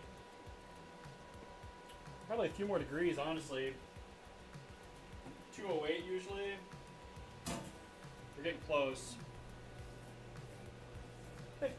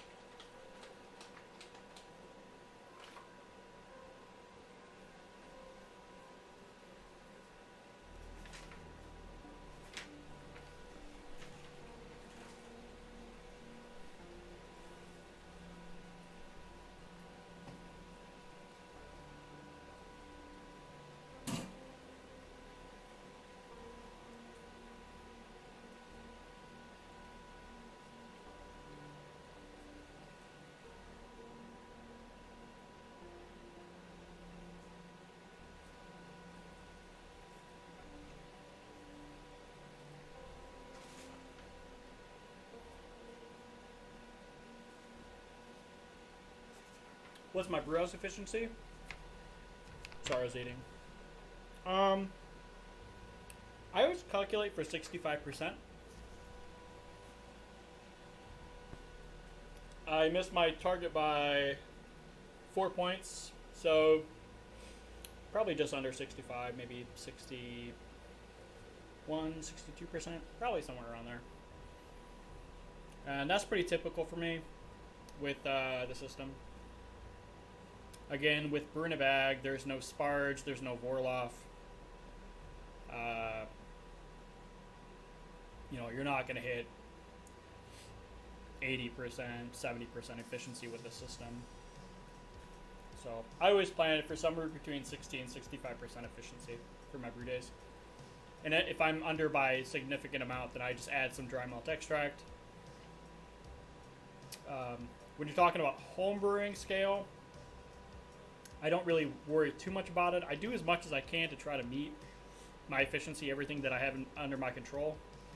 But at the end of the day, brew house efficiency for home brewers isn't a big deal because it doesn't cost us like hundreds and hundreds of dollars to make changes. Obviously, 10% efficiency when you're doing professional brewing is a huge difference. That's the difference of hundreds of dollars between each batch. But for home brewing, it's like $2 worth of DME to correct. So it's not a huge deal to be off a little bit or to not have amazing efficiency. So let's move the camera a little bit. Just sit for a sec.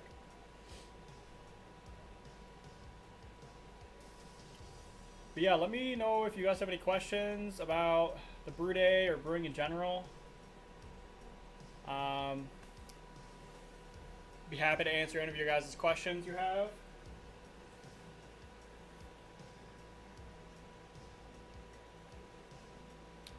Besides this, I'm really just waiting for this to get to boiling. I want to say it's probably another 1 or 2 degrees to go. 76% Herms. Yeah, with Herms, you should definitely be hitting. You should definitely be hitting those numbers. Do you have like a DIY Herm setup, or do you have like a Spike or some sort of other pilot system that you're using? The Herm systems are sweet. Very, very cool.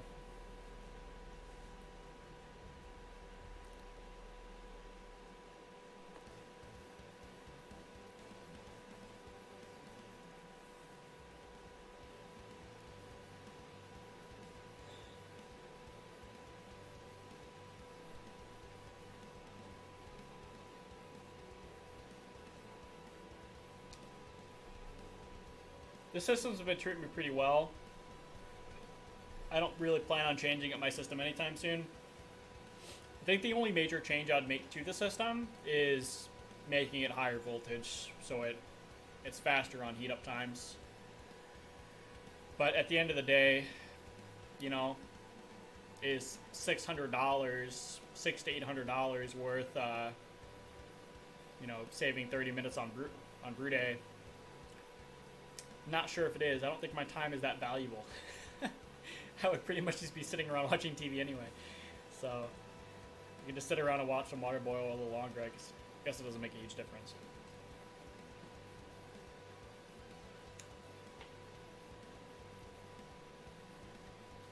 It's crazy how much those controllers are if you think about it, though. You would think it wouldn't cost that much money, but it does to get a higher voltage controller. Because the elements aren't the problem. The elements are cheap. I want to say for a 240 volt coil, it's like $30 to $80, somewhere in that range. So the coils aren't the problem, it's the controllers. I've seen some like DIY controllers you can build for 240, but still they're like $400 to $500 to build the DIY controllers. And my lack of electrical knowledge might hamper me with that DIY project. I usually don't shy away from DIY, but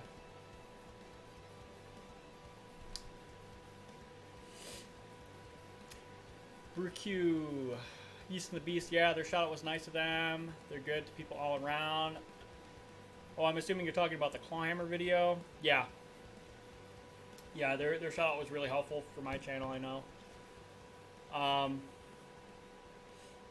Oh, you built your own Herm system? Very cool.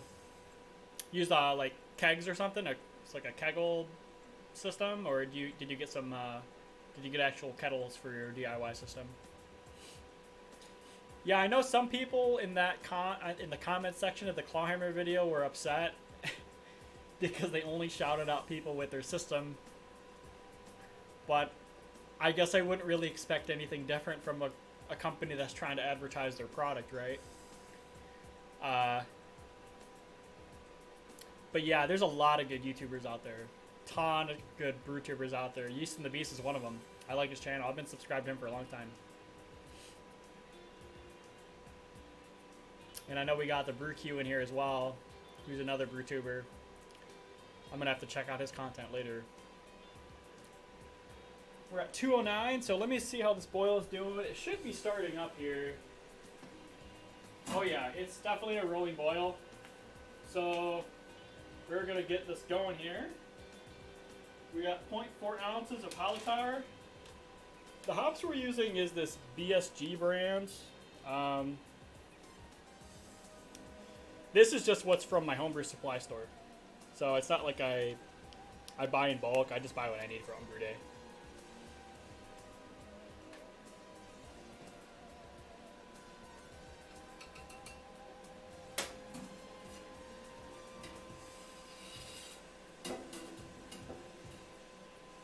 And if you're new to the YouTube channel or the live stream, I'm going to try something different today. Clawhammer actually recommends you keep... Oh, my head's cut off. Okay. Now I'm not decapitated. Clawhammer actually recommends that you keep the lid on. And that's to help keep a rolling boil since it's a 120 volt system. I always have boilovers because I'm inside. So I'm just going to leave the lid off and see if I can keep a rolling boil. Don't know if I will or not. We'll have to see if we can or not.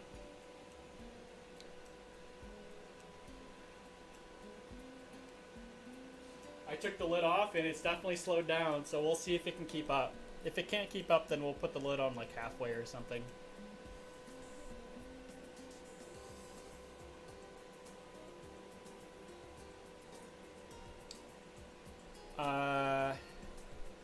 Yes, my old pots. Oh, okay.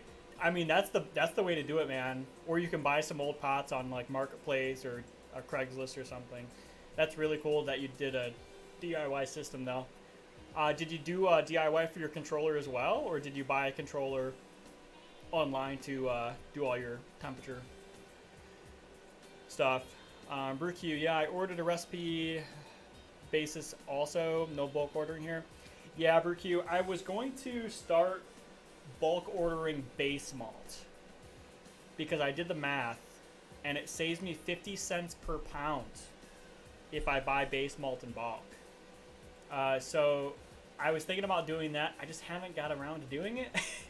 So, but yeah, I mean, base ordering your base malt, very smart. Bulk ordering everything else, I don't know if that would be beneficial for me or not. Fermentation Adventures, yeah, it'd be goofy if Clawhammer shouted out someone's who didn't use their system. Yeah, I mean, I'm sure I think some people are a little irritated because there's a lot of good brew tubers out there. I mentioned a few earlier today. Yeast and the Beast is a great brew tuber. CH from Homebrew for Life, the Hoppy Hour. I mean, there's just so many of them. Trent Musho from the Brew Show. Beer and Barbecue by Larry. He's been around for a long time. Tons of brew tubers that I could talk about, but they don't use their system. So I mean, I guess that's what they wanted to talk about, is people who use their system. BrewQ, that'd be a shit show if I let the lid on with my 240 volt. Oh my god, yeah, that would be a complete mess.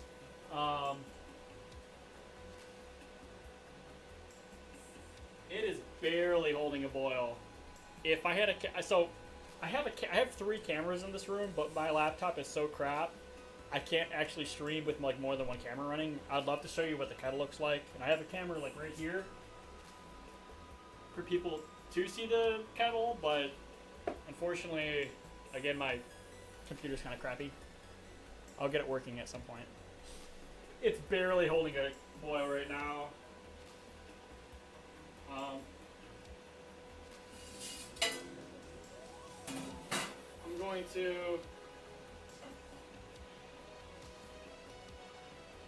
going to cover it,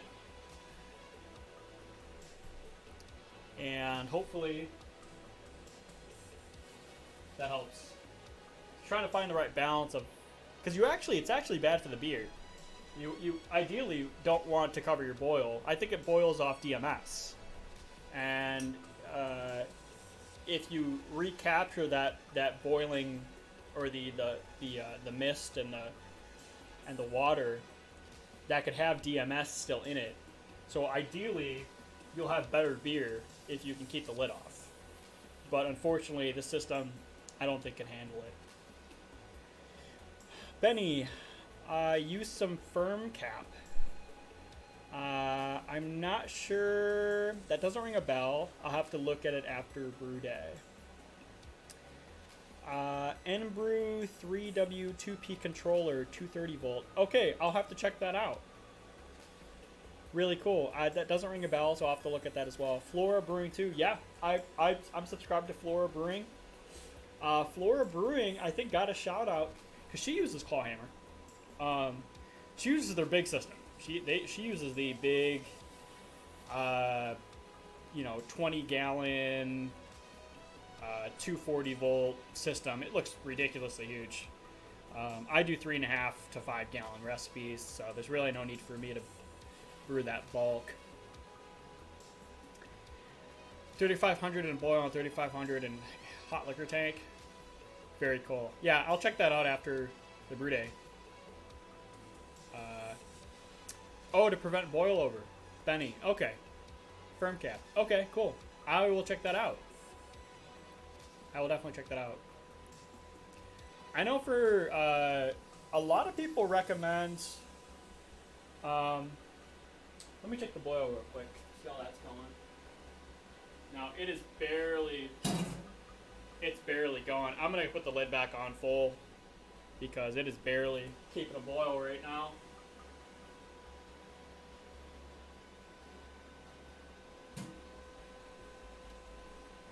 Trying to look into a kettle with glasses is really difficult. just want to make sure my hops are fully submerged in the hop spider. Sometimes they get stuck on the side. And I forgot to set my timer. I'm going to do that now. I'm going to assume it's been like 5 minutes, so I'll just add 5 minutes to my timer. When I was looking at ways to vent the steam, I looked at steam condensers. And you could buy a steam condenser, but Short Circuited Brewers actually has a DIY steam condenser build on his YouTube channel, which is super cool. So I was looking at the steam condenser as well. The only crappy thing about steam condensers, instead of having this vent set up, and who knows, maybe I'll actually switch to a steam condenser at some point, because maybe that will actually solve my issue with not having enough space to lift my grain basket, and I have to manually push it over every single time I need to lift my grain basket. There's two main reasons that I don't like steam condensers. One is that you need to leave water running the whole time you're brewing, which kind of sucks. I guess it's not a big deal, but it doesn't use a ton of water. But I want to say it uses, I think it's 2 times the amount of water when you have a steam condenser. The second reason that I don't like steam condensers is you have to drill into your gear. I don't love that. So I'd have to drill a hole in my kettle top. I suppose, you know, if I decided to not use the steam condenser in the future, I could just hook it up with like a tri-clamp lid or something like that, so it at least seals the hole up, so there's not just a gaping hole in my lid all the time. But yeah, right now I'm just kind of playing around with the lid to see if I can get the right boil. Let me check to see how this is doing. Yeah, we're back to a rolling boil. So I'm going to let this heat up a little bit more. It's 208. The element is still at 100% power. Maybe I'll let this get really hot, and then I'm going to take the lid off again and see how long it can hold it. I'm trying to find the right combination of what percentage of the lid I need to be on there and not have boilovers and not have to watch it, because if I leave the lid like this, even at 1% power, I'll come back in 10 minutes and there'll be wort along the side of the kettle. So it's hard to find that right combination of how much lid needs to be on the kettle in order to keep it rolling boil. If it was 240 volt, I definitely wouldn't have that problem. You just take the lid off and let it go, let it rip. Vark Tech. I'm not sure what that means, bud. You're gonna have to clarify. I know you've said that earlier in the stream too. I'm just not sure what that means.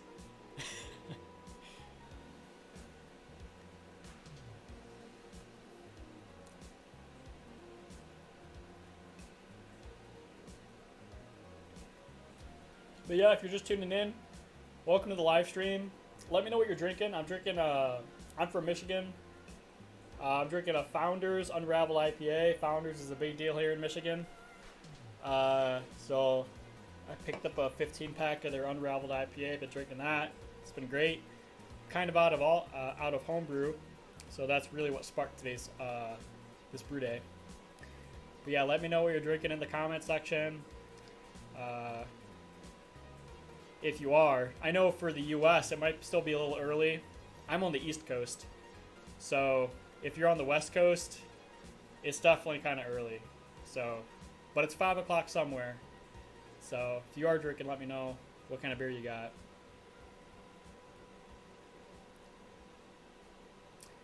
And friendly reminder also to like the live stream. And liking the live stream helps because it lets YouTube know that it needs to recommend this live stream to other people that may not be subscribed to my YouTube channel. So it really gets the live stream shared out there more. So if you haven't done so already, make sure to like the live stream. It does help my channel out. It helps this live stream out as well. And if you're interested in grain to glass content or any homebrewing informative videos, make sure to check out my channel as well. And if you like it, throw me a subscribe. I'm releasing a video tomorrow. I try to release once a week right now.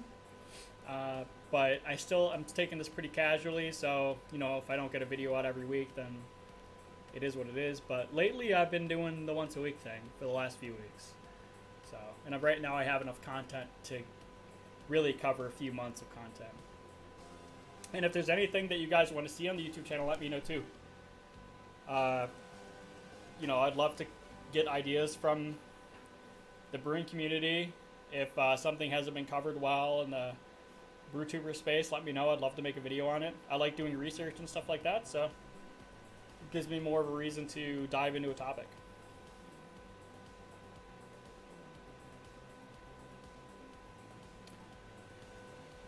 Okay, so now it's really rolling. It's really going crazy. I'm going to let this try to heat up a little bit more. It's at 209.5. And then we're going to take the lid off and see if that will be okay or not. I don't think it will. I think we're going to have to keep the lid on to some degree.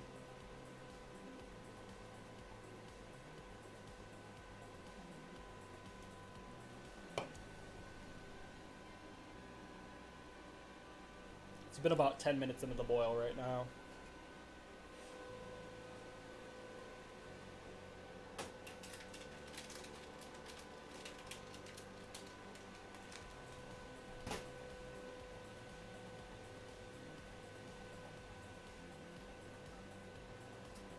I'm going to go ahead and measure out my ingredients for my next edition here.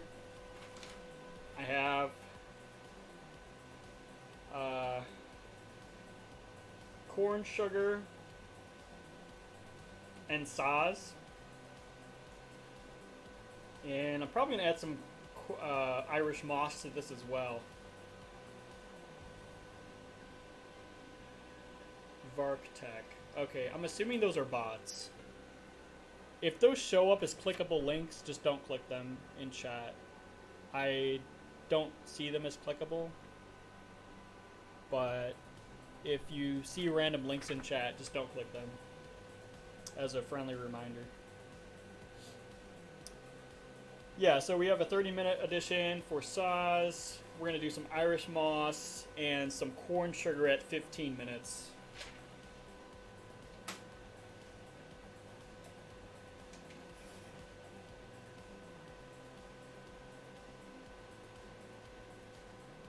Probably going to do, I calculated for 10 ounces of corn sugar. I'll probably do 11, just because we were off a little bit. Mine as well. I have a ton of corn sugar, way more than I need. They only sold it in 2-pound bags, which is kind of annoying. But yeah, this is way more than I need, so I'll do like 11 ounces. And actually, now that I'm thinking about it, I'm gonna need a bigger cup. So maybe I'll measure that out later. We're ready for our 30-minute edition anyway. Earthbound Founders is the best brewery for dark beers in the U.S. They have very good beers. Yeah, as a Michigander, I'm proud to have Founders in our state. We also have Bell's. Bell's makes great beer. New Holland. We have, what else? We have a lot of breweries. Got a ton of breweries here in Michigan. Atwater in Detroit. I want to say Griffin Claw. Griffin Claw might not be from Michigan. I know we have a Griffin Claw here in Michigan. I don't know if that's the main Griffin Claw though. I want to say it's not, but we do have a Griffin Claw here too. But yeah, we have a lot of breweries here in Michigan. I would say Bell's, Founders, and New Holland are the biggest ones though here in Michigan. There's probably another one I'm forgetting about, but we definitely have a handful of really great breweries here.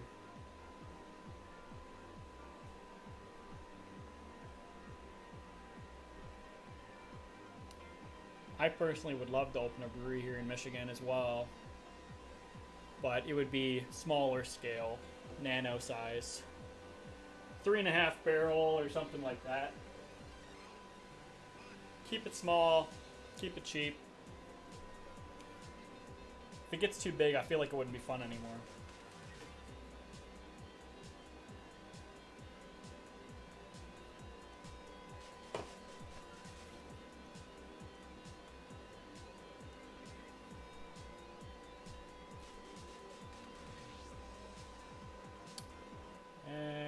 We almost burned through the whole playlist, so I'm going to restart the playlist on YouTube as well. So...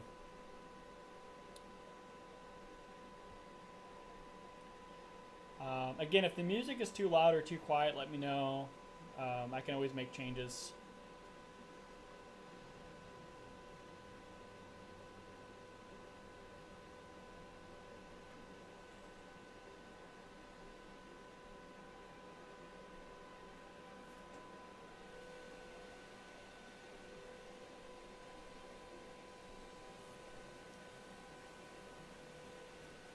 Okay.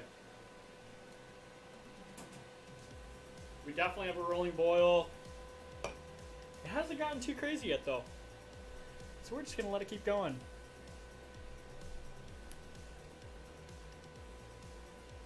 "16 minutes in. Got another 15 minutes before we do our second hop addition. I do want to check on that first hop addition I made. I want to make sure they're still fully submerged.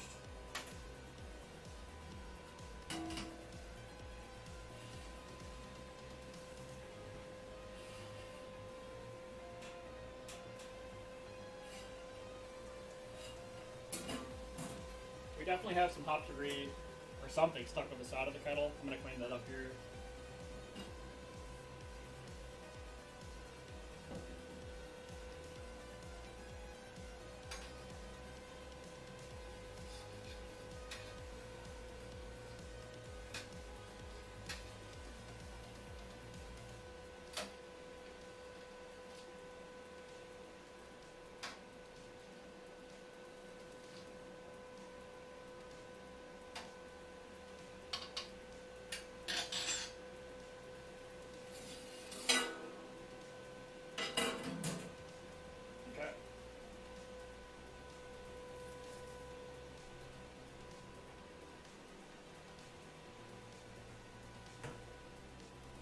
I'm going to sit for a second.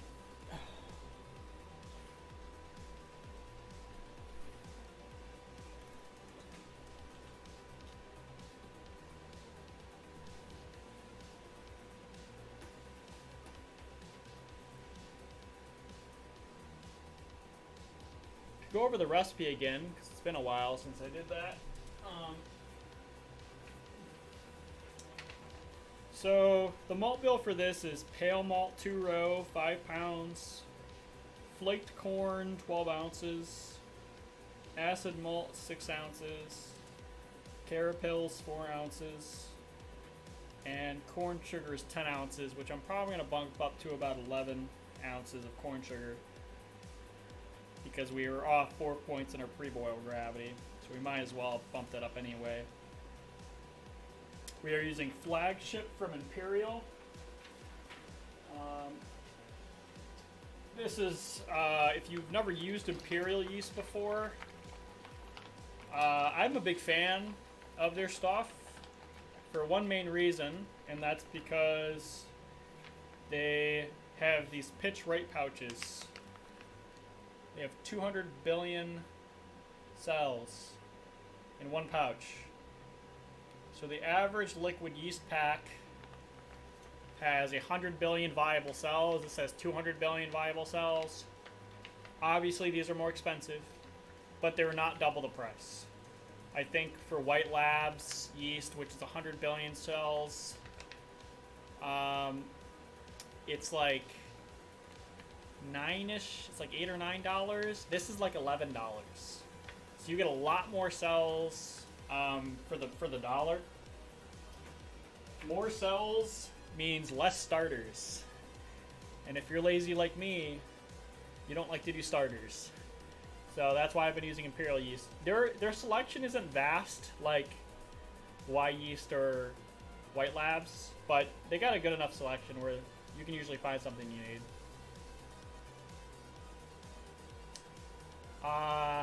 Drank Many the Poet from New Holland. Yeah, the Poet's really good.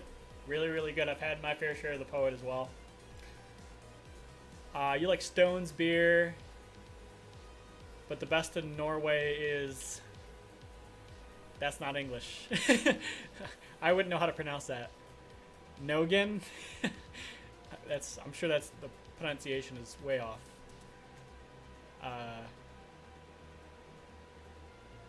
Yeah, I couldn't even begin to have the right enunciation for that word. Have an American accent, I guess. I'm done with Y yeast after my last smack pass. Your last smack pack. Your yeast has gone to crap.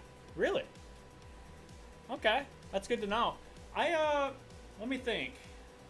I think the last time I used White Labs was 2 brew days ago, maybe 3 brew days ago, and I think it fermented all the way. I don't think I've never had any issues with hitting my final gravity with any of my yeast I've used.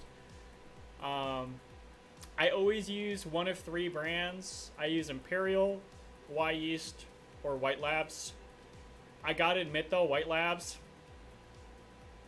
have not been using them a lot. And there's not any really particular reason why I haven't been using White Labs. I just haven't been using White Labs. I'm sure it's great yeast.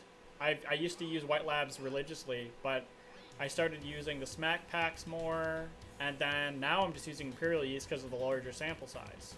Makes just more sense. Most ales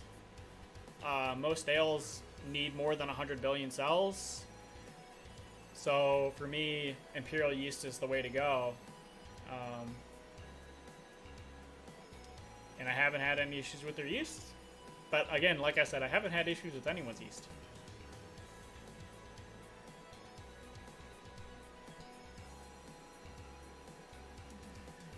White Labs is good stuff.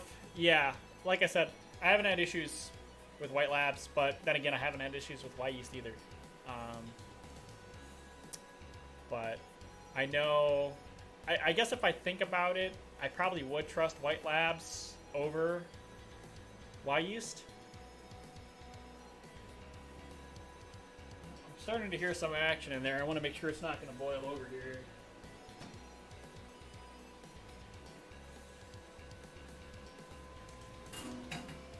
Yeah, it's going quite strong. I'm going to open up the kettle a little bit more. Nogan o Inus. Nogan o Inus. Is that the English pronunciation of that word? Nogan o Inus. Okay. Never heard of it. I need to try Imperial next.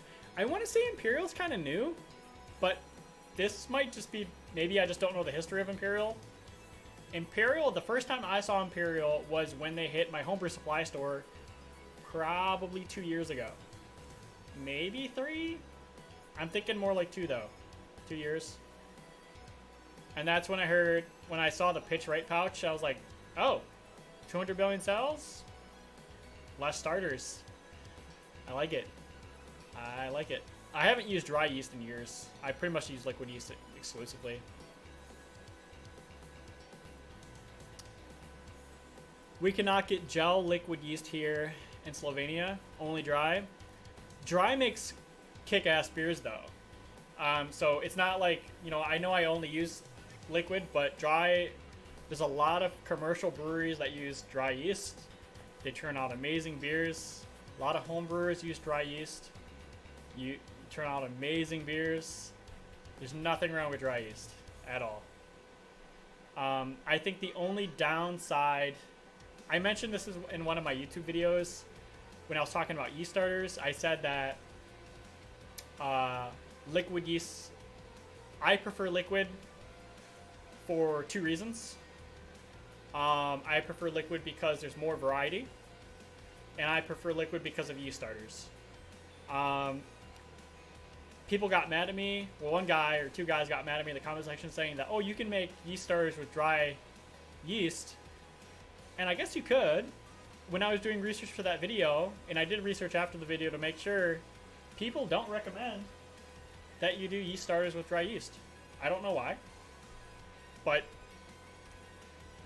I guess that's the case. It could just be one of those brewing myths that just stuck around for a long time and permeated its way through a lot of forums, but who knows. If you guys use any yeast starters with dry yeast, let me know in the comment section. Yeast and Beast, I've been in and out. Did you hit your pre-boil gravity? I was off by 4 points. And if you're familiar with my YouTube channel, you'll know that missing my gravity is very common in my YouTube channel. I target for 65% brewhouse efficiency, but I usually hit somewhere between 60 and 65% brewhouse efficiency. I can say I have my process nailed down pretty good. I do pH, I mill my grains, I squeeze the bag so I use less water. I do water chem, I do a bunch of stuff to help with my gravity, but that's the best I can get. Don't know what else to do. I'm out of ideas. The last ditch effort I had is I bought a grain mill, which has helped with my gravity. I had a brew day. I think it was the Baltic Porter Lager video on my YouTube channel. I think I was off by like 18 points, 17 or 18 points. Maybe it was even 20 points. It was a lot. It was a substantial amount to be off by. And then I said, you know what? I'm getting a grain mill. It's time. It's time to get a grain mill. So I can say, I usually am off by 5 points, so. But this recipe is kind of nice because I use corn sugar in this batch anyway. And you can only buy it in 2-pound bags at my homebrew supply store. And I only needed 10 ounces for this video, so I'm probably just going to add another ounce or two of corn sugar and call it a day. When I did the BJCP research on this style, it was actually pushing the boundaries for gravity anyway to stay in the category of cream ale. So if I'm under by 4 points, honestly, it probably puts me in style even closer. So it's no big deal. Yeast also, I wanted to ask, used to do, if you're still here, used to do a few live streams. Have you done any live streams recently, or do you have any planned? Because I want to stop by if you do. Earthbound, I make oversized starters, pour off the extra in the next batch. That's the smart way to do it, over Earthbound. You got it. That's the key. But I'm lazy, so I don't do that. I just buy new yeast when I need it. But I usually don't buy more than one pack, and I use a starter to build up my culture from there. But yeah, I mean, you can use yeast through multiple generations. I want to say 6 generations. It's somewhere between 4 and 6 generations is healthy. After that, I don't know. You'd have to do some research yourself. I'm gonna check that boil real quick. Yeah, it's so finicky. I just put the lid back on a little bit more because it's died down quite a bit. I got a few more minutes till my next hop edition. I did yeast starters washed with USO5, or used it like 6 or 7 times, no problems. Yeah, that's fine. That's the best way to do it, honestly. If you constantly you do exactly what Earthbound did, is you make oversized starters, you pour off some of the culture, you save it, you build up your next batch with that yeast. That's 100% cheapest way to do it. Definitely best way to do it. I just don't, because I'm lazy, and it's just another thing I have to think about. I'm not sure how many times you can use the same culture. Like I said, I want to say it's 4 to 6 times, but you'd have to do some research on that. Yeast, do you double crush your grains? So I don't, and I thought about it earlier today if I was going to double crush or not. What I just have the mill set really thin. So I don't know, maybe I just need to start double crushing. I used to ask, when I didn't have a mill, I asked all the companies to double mill my grain because their gap size was thick, because they thought, oh, you know, if you're doing all grain, you're probably doing, you know, they're going to err on the side of caution and make it thicker than a finer crush. So whenever I bought grains from a store, I always said double crush. But since I've had my own mill, I just have a really thin gap, and I just single crush it that way. I suppose I could just double crush it. It would be like flour at that point. I would think I would have a lot of flour at that point, but I can give it a try. to see if my efficiency bumps up. I might as well give it a try, I guess.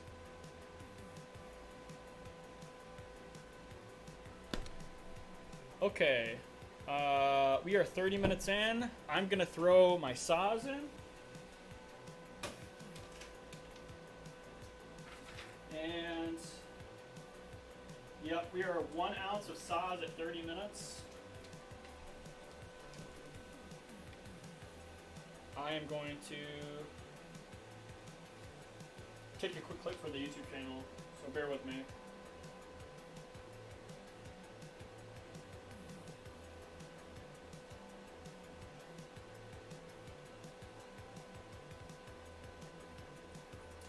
A lot of my YouTube clips are voiceovers, so if you see me quietly take videos, clips and stuff like that, it's because I plan on just doing voiceovers.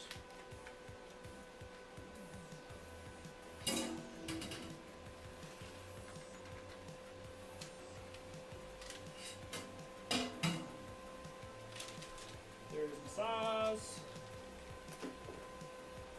So my hop additions are done. So my next addition will be, I'm going to do some Wurflock Irish Moss, which may or may not clear things up. And then I have my corn sugar to add as well.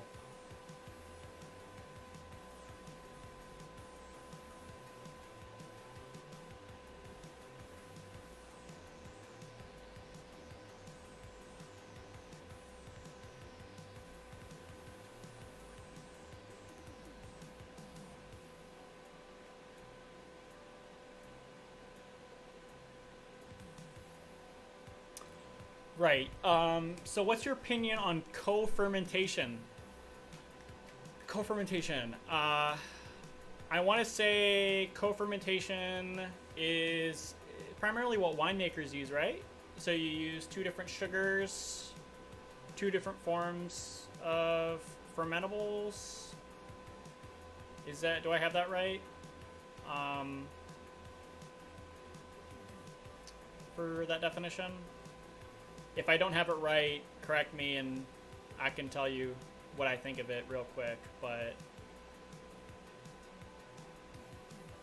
if it is using 2 types of sugars for your yeast, yeah, absolutely. Nothing wrong with it. Definitely nothing wrong with it.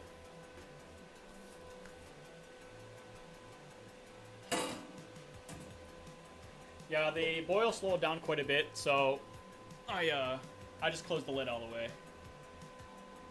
And we're gonna rock that for a little bit. Yes. Oh yeah, so using 2 different types of sugars. Yeah, no, absolutely nothing's wrong with it. Let me think.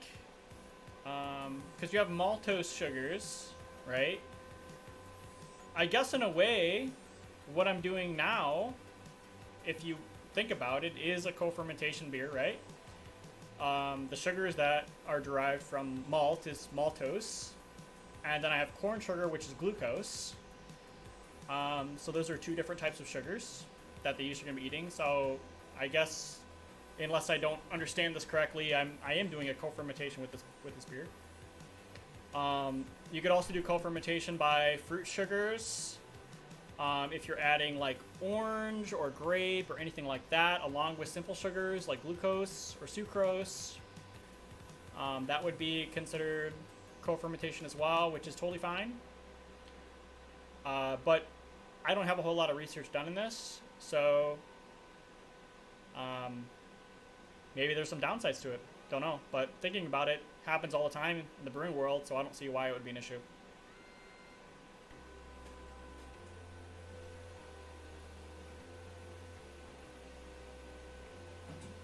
Yeah, oil picked up pretty quickly. But yeah, if you guys have any questions, brewing related questions, let me know. I've been brewing for a while. Style questions or anything like that. If I don't know the answer, I can definitely refer you to a source that has information. My main source of information is podcasts. Podcasts are great. I can recommend a few podcasts right here on the spot that I enjoy. I use Experimental Brewing, the Brew Lab, Brewlosophy, Genus Brewing, Beersmith, and Brew Strong.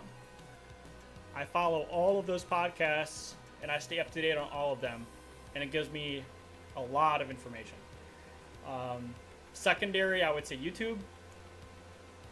Third is research papers, brewing forums, or articles online is my third source of information. And then you have books. Books are always safe too. There's a ton of homebrewing books as well. But I gotta say, most of my information that I know is YouTube, podcasts, research papers. Not a whole lot from books. But books can be definitely a good source of information.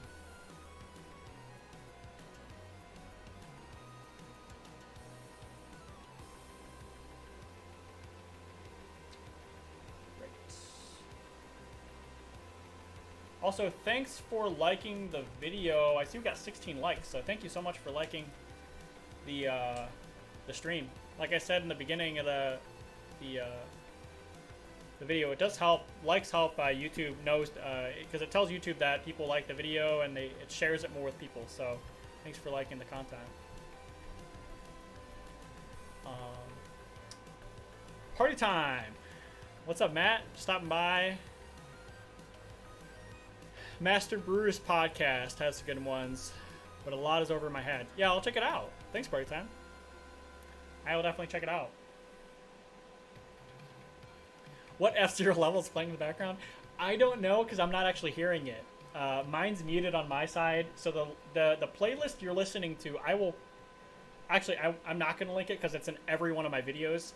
A lot of my... I like video games. Video games are sweet. And a lot of my music is video game inspired. And any video that has video game music in it, you can go in the information section and there's a playlist. I use the same playlist for all my videos, but it's a long playlist. It's like an hour or 2 hours long. So I just pull videos from there. But yeah, I couldn't tell you party time what F-Zero level's playing.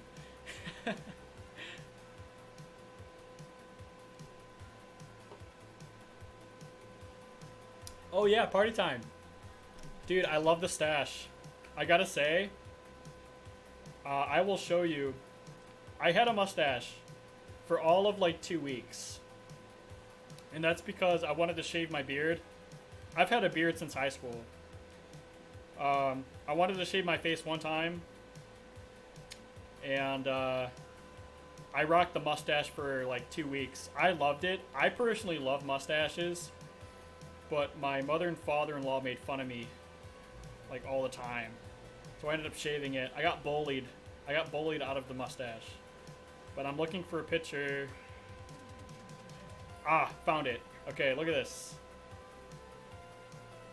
Check this out. I don't know if you can see that. That is my mustache. I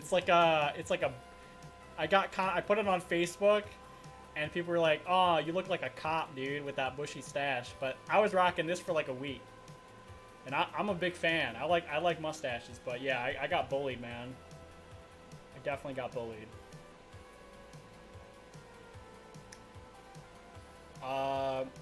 Earthbound, you got a message redacted. I didn't do anything to that link. Did you get banned or something, or... Did you try to post a link and it didn't let you? If that's the case, my apologies. I didn't do that. I didn't do that myself, so that was just an automated thing. Party time, Yeast the Beast. Good way to send it out. David Heath. Oh, David Heath is sweet.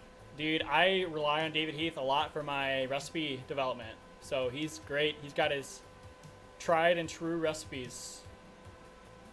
So he's definitely got a lot of great information on his channel. And if anyone isn't familiar with David Heath, he's got a YouTube channel. He's an pro brewer, or maybe ex-pro brewer, but he's got a really, really good source of information. Uh, Robert Pattinson from the Lighthouse. I'm not sure what that is, but I'm gonna Google it.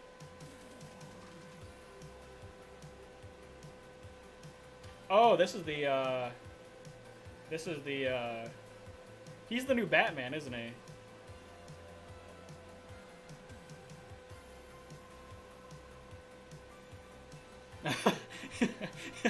I see the resemblance. Yeah, maybe the mustache will come back. I don't know. But I always joke and I tell my wife that people are not ready for the mustache again. It's not ready for its comeback. But I think it's gonna come back strong at some point. People are gonna be rocking it.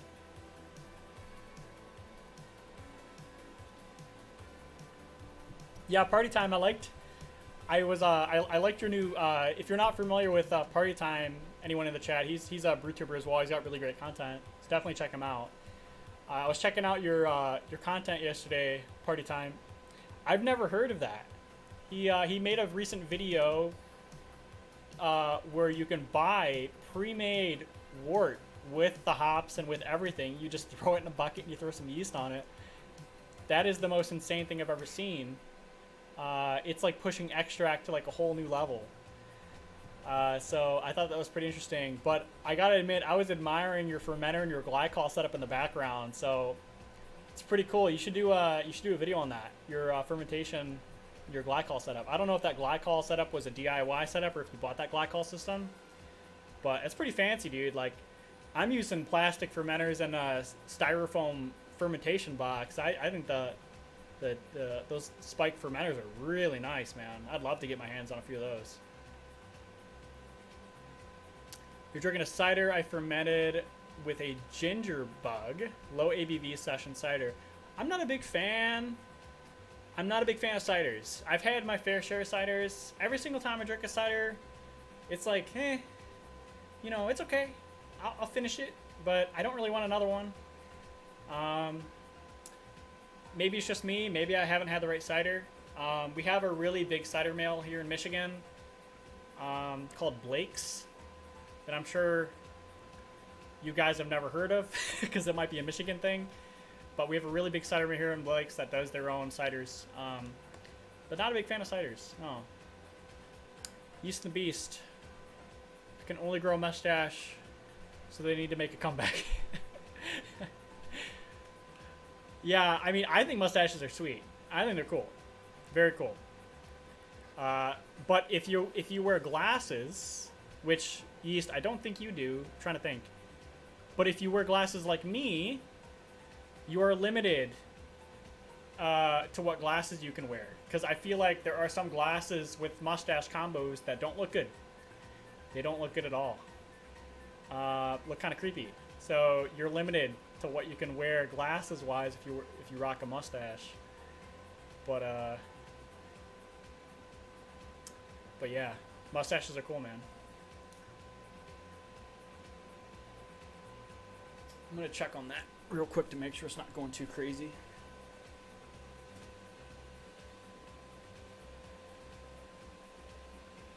It is boiling like crazy. Yeah, Earth Brown, I'm not sure why you keep getting... Your messages keep getting deleted. I don't know if you're posting links or what. Look like an extra from Super Troopers. Yeah, I could agree with that. My mustache was extra bushy. I probably, if I did the mustache thing again, it probably wouldn't be that bushy. You have fat thumbs. Oh, okay, okay. I got it. Yeah, I just didn't want you to think I was like blocking your messages or anything like that. That's not something I would do. I've actually never had to delete anyone's message, I don't think. But my channel's kind of small, so I don't think I would attract those types of people in my live stream. Party Time, do you plan on doing a live stream? Cheers, might check back later. All right, man. Have fun, and thanks for stopping by. We'll chat later.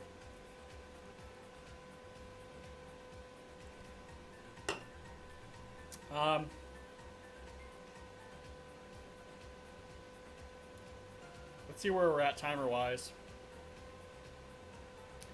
We're 45 minutes in. Okay, so I gotta start doing stuff. I'm gonna go get a cup upstairs to measure out some corn sugar. Adjusting the camera. I'm gonna get some cup for the corn sugar, and then I'm gonna start hooking up the pump, the cooler, to get that all sanitized, and get some Irish moss in there. So I'll be right back, guys.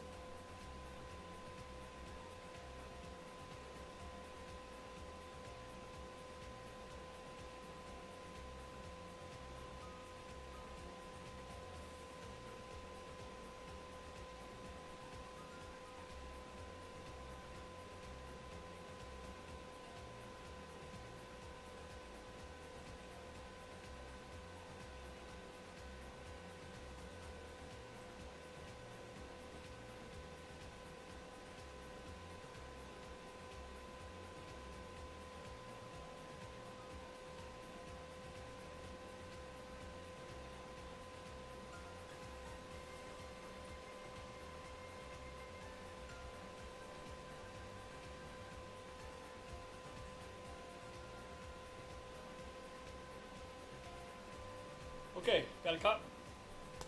I'm gonna measure out some DME.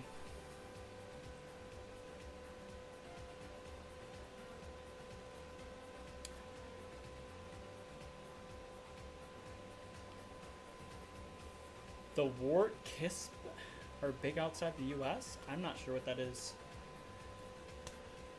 Or maybe it's going over my head. My apologies. But let me measure out some corn sugar.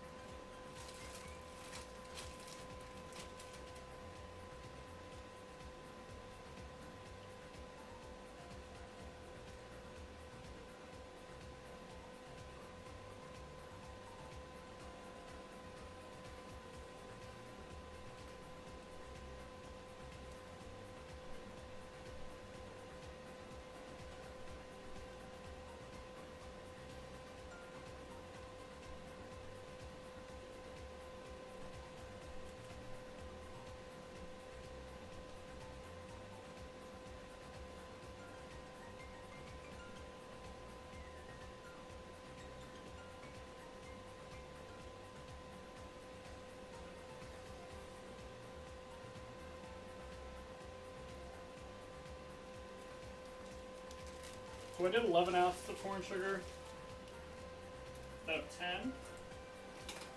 Just gonna get a clip for the YouTube channel.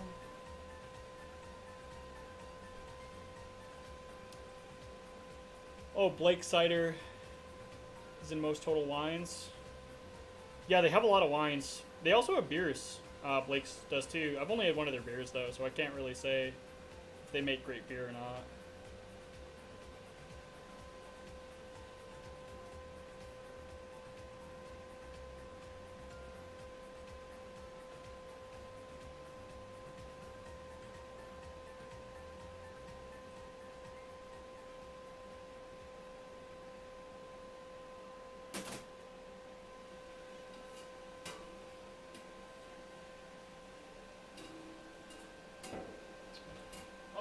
So we're gonna do, I usually do Yeast Nutrient, but honestly I have so much Yeast Nutrient.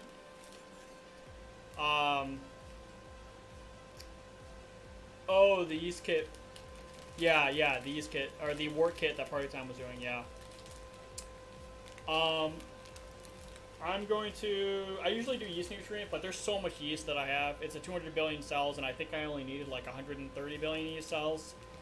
So I'm not going to do any Yeast Nutrients since I don't really need to, but I'm going to do Irish moss. Just, it may or may not help with clarity, but I'm going to give it a try. And then I'm going to put in my 11 ounces of corn sugar as well.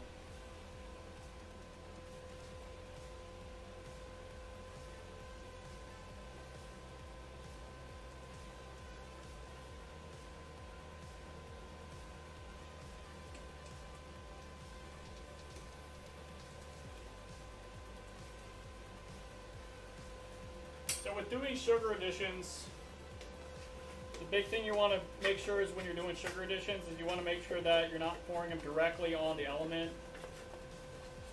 because you're going to scorch your sugar and caramelize it, which isn't good. So I always just kind of throw it to the side of the element to make sure it's not going to scorch any of the sugar.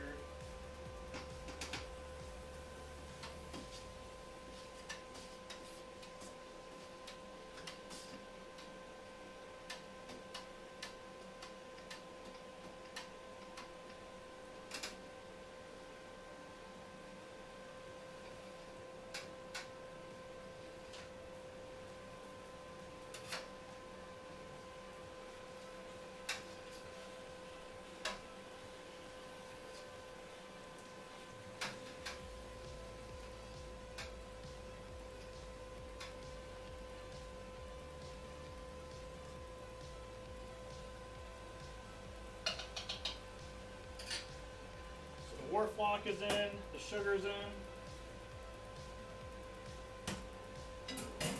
Because I took the lid off, it pretty much slowed down. It's not really boiling any much. It's not really boiling too much.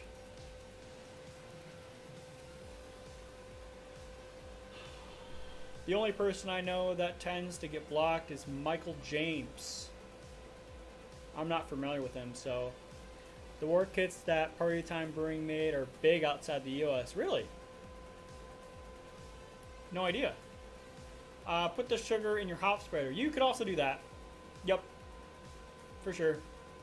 Another thing you can do is you can just turn off the element so it's not on. My hop spider is so narrow, though.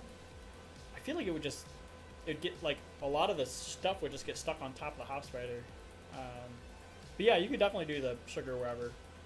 But really, Clawhammer needed to provide a little bit of a wider hop spider, I think. But let me check the hops, and I'm going to get the chiller hooked up for the next part of the brew day.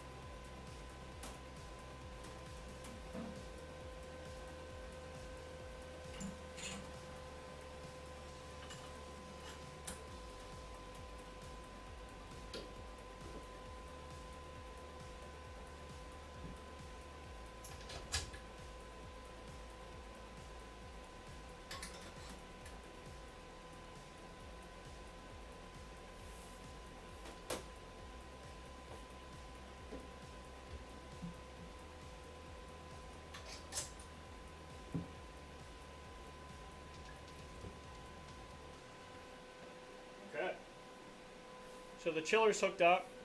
My chiller's nice because I hooked up quick disconnect fittings to all my chillers. And I don't know if you can tell in the background, right there I have a hot quick disconnect and a cold disconnect right tied into my water lines with a valve that I can open and close. So I did quick disconnects for the water in and out, and then the quick disconnects for my wort in and out. When I run the wort through the chiller, it cools down the wort like 10 degrees, which will impact hop utilization. So what I like to do is, since the wort is going to be so hot anyway, I used to run it at like 15 minutes. I just sanitize the pump line and chiller, but now I run it at like the last 3 minutes of the boil because, like I said, it really impacts the hop utilization. Realistically, 200 degree wort will sanitize that equipment in seconds, not minutes. There's no need to run it for minutes. It will sanitize it in 30 seconds or whatever. So, but yeah. So I'm gonna let this go to like 55-ish, 58-ish minutes, and then I'll start running everything through the pump lines and chillers to sanitize all the equipment. We're at 55 minutes, so about 3 more minutes, and we'll get everything sanitized and ready to go. And that reminds me, I need to actually start sanitizing the fermenter as well. Since you're in Michigan, do a video on spruce beer or spruce IPA. My friend actually just made a spruce tips beer, an IPA actually. Turned out pretty good. Spruce tips are kind of like a citrusy. It's kind of, you would think it would be like kind of piney and bitter. Spruce tips are actually very citrusy, tangy. It does have like the what you'd expect, like a piney flavor and aftertaste, but if you just eat a spruce tip, it's kind of tangy and citrusy. It's kind of a weird flavor. But yeah, that's a good idea for a video, Earthbound. Maybe I'll do a spruce tip here. Sounds kind of fun.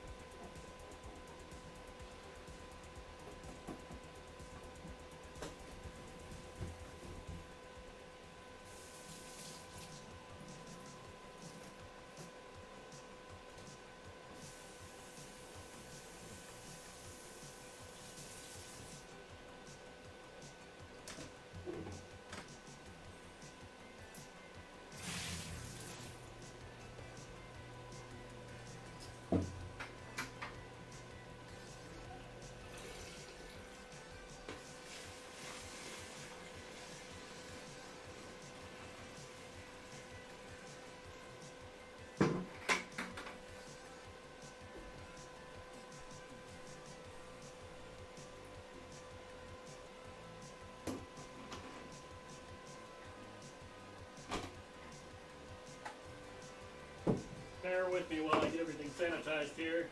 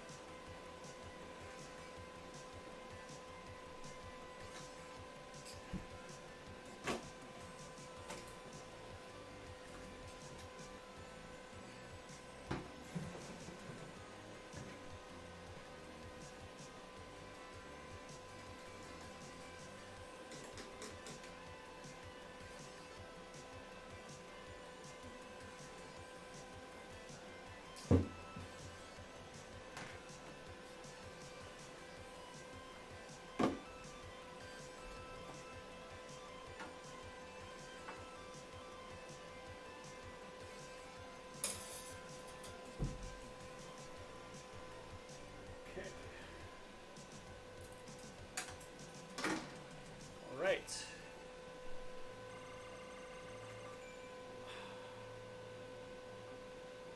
All right, so we got about 2 minutes left, so I'm going to start running the wort through the pumps line and chiller to sanitize all the equipment here.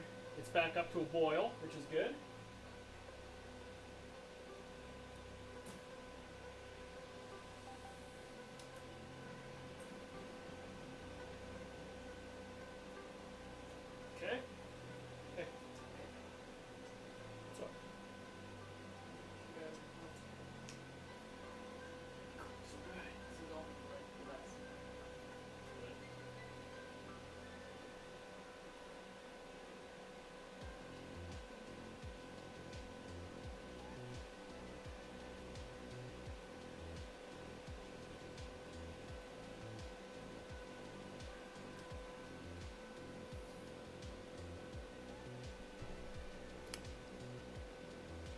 Michael James comments in a video. Oh, wait a minute. I think I know who Michael James is. Is he the guy that leaves like essay-long comments? Earthbound? There's a guy who leaves good comments, but they're really long. And like the beginning of the comment talks directly about the video, but the rest of the comment kind of goes off in like a weird kind of space. Like he's kind of talking about the video in a way, but it's kind of, it almost seems hard to understand or almost gibberish in a way. Like he's using a lot of terminology. Maybe it's going over my head. I don't know. But there's definitely a guy who's leaving very long comments on my videos, which is fine. It's a lot to read. And I have to kind of sit and like focus on the video, on the comment to like get a good understanding of the comment.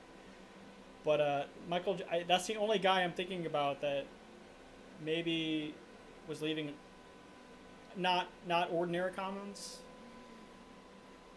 But I'll have to check out Michael James. That's funny that you bring him up. You're gonna start your cream ale mash now in Brazil? Oh, that's really cool. That's awesome. Earthbound spruce tips are high in vitamin C. They're used to prevent scurvy. News to me. I mean, like I said, I told you, they're like citrusy and tangy. You would think when I first tried it, a spruce tip, I expected it to be kind of bitter and piney. I didn't expect it to, I didn't expect it to taste like citrusy and like that at all.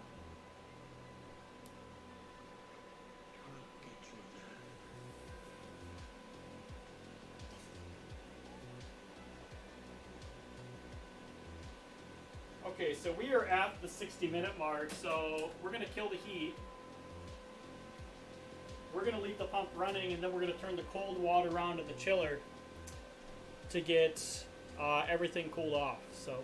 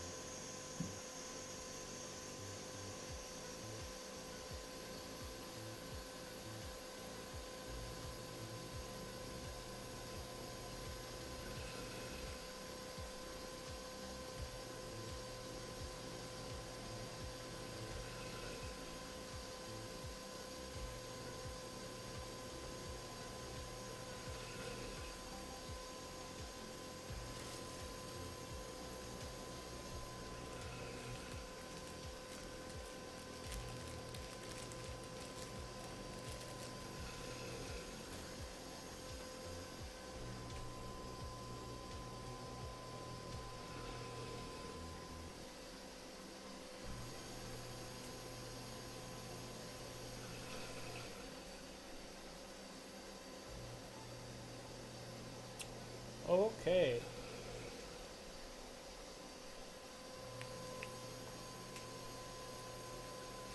So we're already down to 140 or 185. So the plate chiller does magic with cooling times. So we're gonna let this chill here.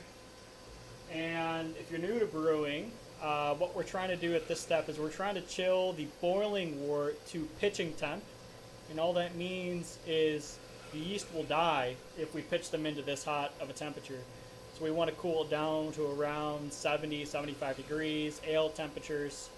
So when we pitch the yeast in there, they're not going to die instantly.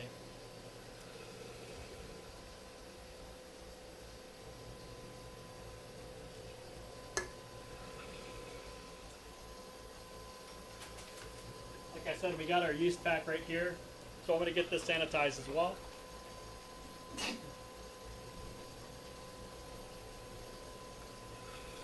I also use a drill stir stick that I actually talk about in my Christmas YouTube video that I posted on my channel that we're going to use for aeration as well. That's also in the sanitizer.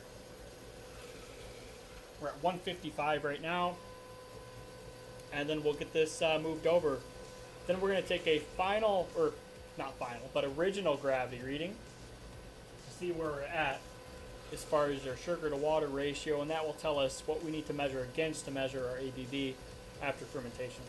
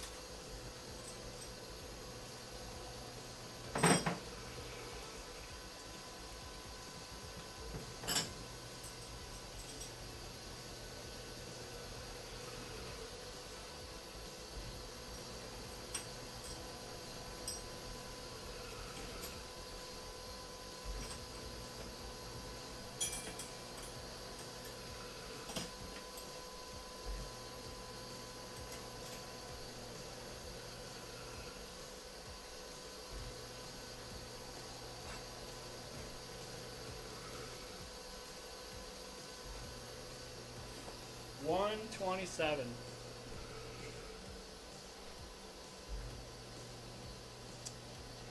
Oh, he's the guy? Oh yeah, yeah, okay. he left he left a handful of comments. I would say maybe I've gotten like 5 or 6 of his comments. He stopped commenting on my streams though, or on my YouTube videos recently. He goes on how it's not real beer because he didn't do exactly what the pros did. Yeah, I mean, if it tastes like beer and it smells like beer and it looks like beer, it's probably beer. But it's you know, everyone's got their own way of doing things, and you can do anything from what Party Time Brewing talked about in his stream and do wort in a box. You'll have beer, or you could do fancy herm system, like a few people in the chat did earlier today that they have, and still get beer at the end of the day too. So lots of different ways you can get beer.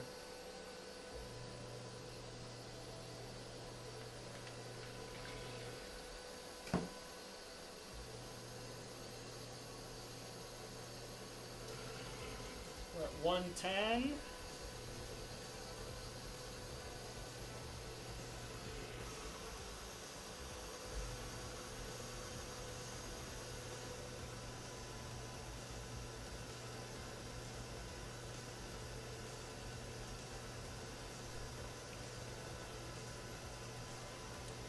But yeah, I gotta say, I had a lot of fun streaming today.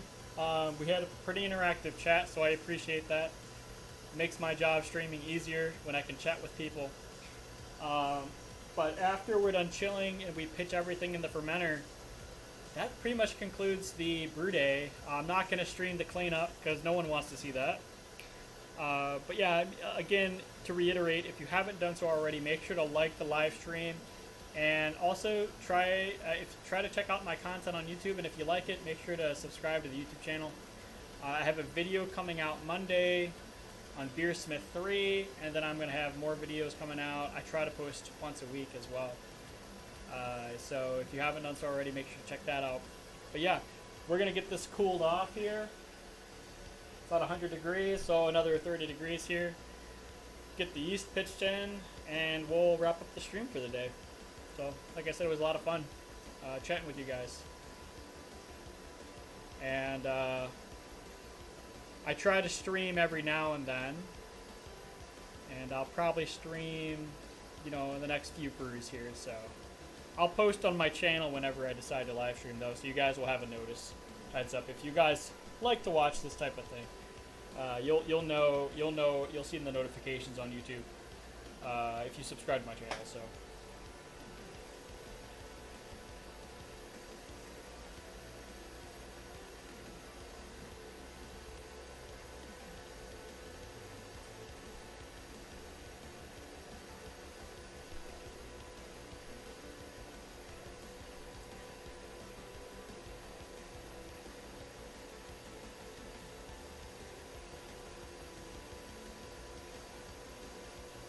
You know, now that I'm thinking about it,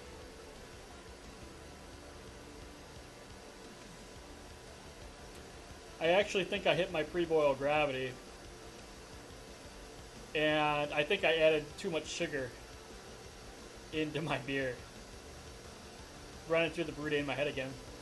So, when we did the hydrometer reading, I even talked about this on the live stream. When we hit my hydrometer reading, we were actually at 90 degrees. And I even mentioned that when you're at 90 degrees, you're 4 points off your gravity. And then I took a gravity reading and I was 4 points off. Which means, if that's the case, then we did hit exactly what the pre-boil gravity was supposed to hit. So we hit 65% brewhouse efficiency. So I may have just added another ounce of sugar when I didn't need to. But it's not a big deal. We're just going to have a little bit of a stronger pre-mail. That's all. It's still going to be very drinkable. Fermentation Adventures, thanks for this. I've been listening the whole time, but decided to try a dry stout. Very cool, man. Well, thanks for watching the whole time. I appreciate it. I know it can get boring at times, I run out of things to say. There's only so much I can talk about when I'm making beer. But it was fun, and thanks for sticking around.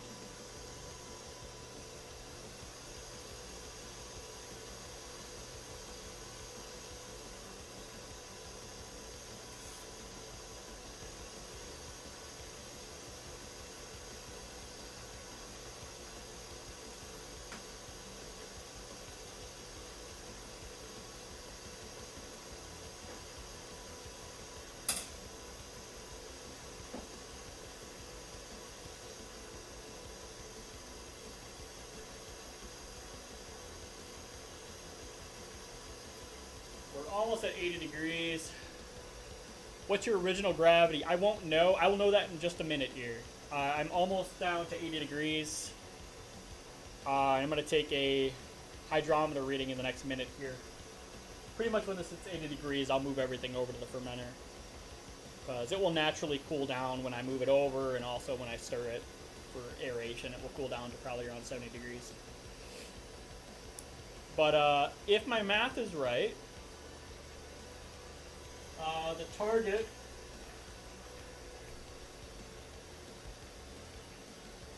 was 1049.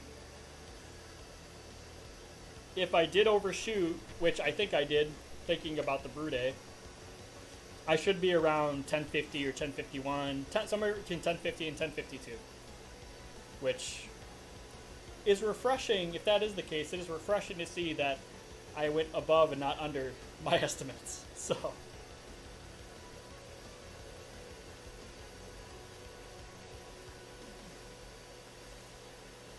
okay, so at 79 degrees, I'm going to move everything over to the fermenter now.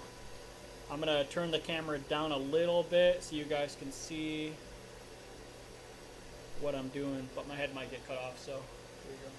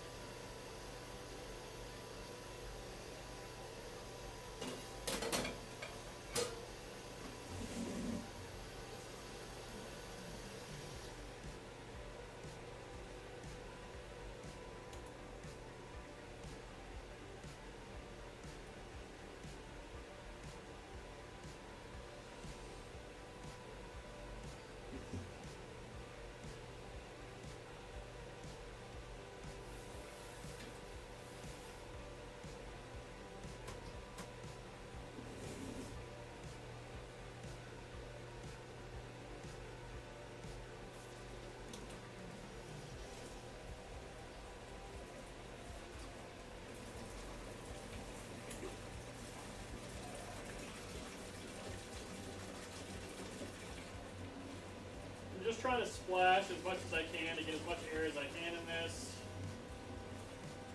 Now I want to collect a sample for my hydrometer as well. So I'm going to let this kind of fill this up, get my hydrometer.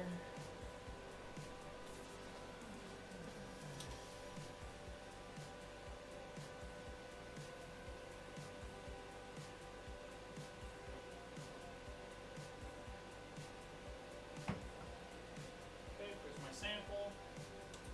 Turn the pump back on.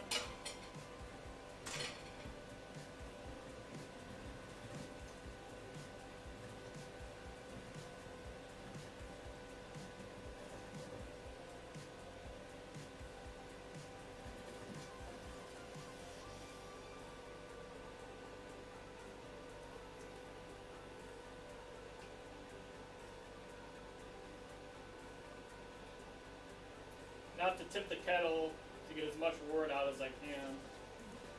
I don't go too crazy, but I try to get as much as I can here.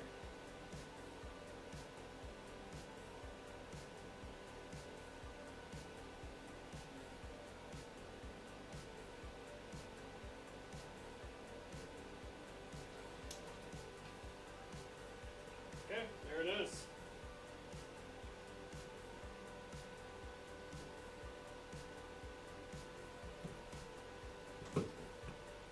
So let's check our gravity, see how we did.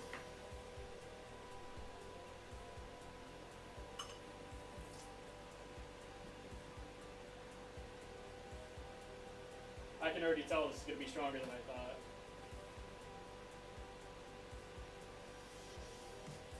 Oh no, maybe not. Okay.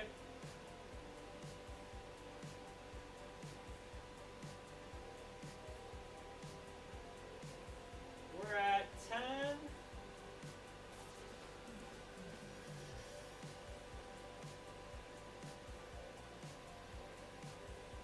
$10.46. Huh. We're under. We're under by 3 points. Which would make sense, because like I said, I thought we were under 4 points. We added another ounce of sugar, which may have bumped it up that extra point, which was under by 3 points. But like I said, I thought we were a little warm at 90 degrees, which should have been actual target. Let me see how much volume we collected.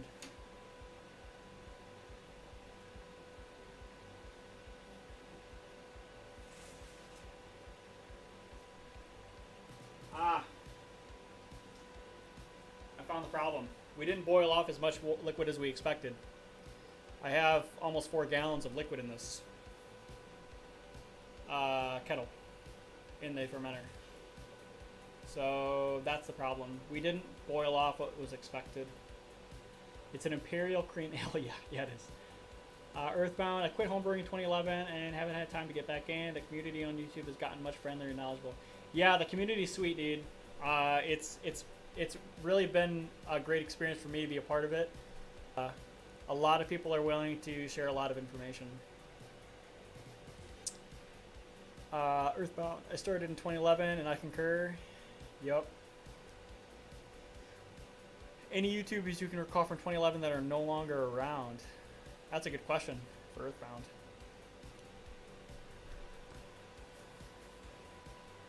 Okay. So, we got our original gravity reading. We got to pitch our yeast, aerate, we're done. So we're going to go ahead and get that going here. We're going to start with aeration.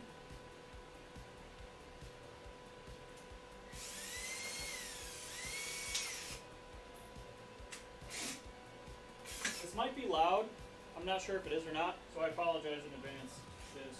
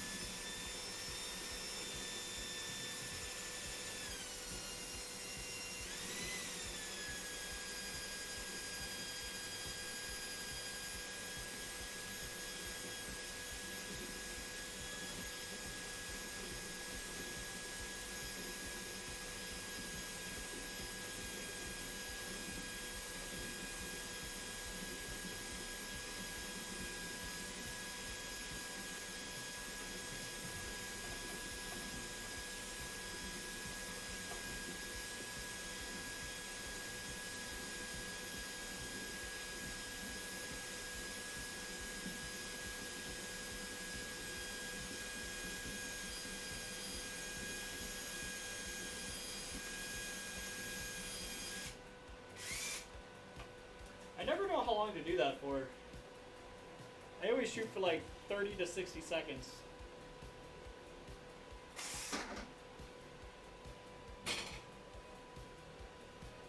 And then we'll get our yeast.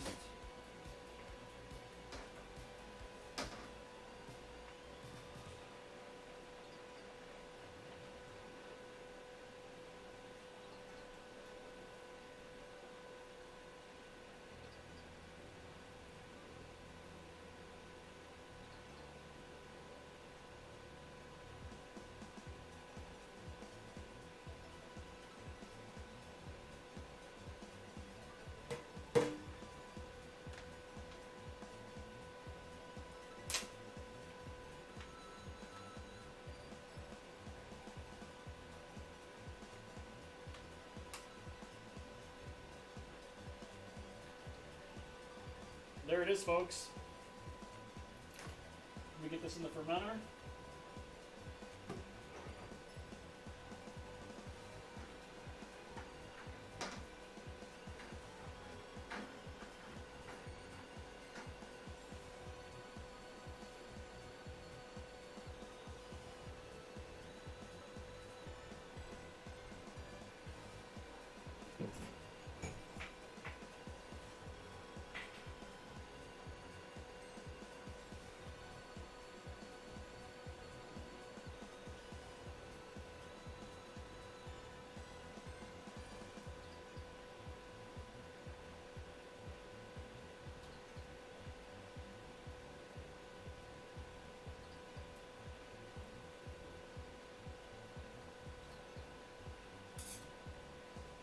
thermo well here for the temperature probe.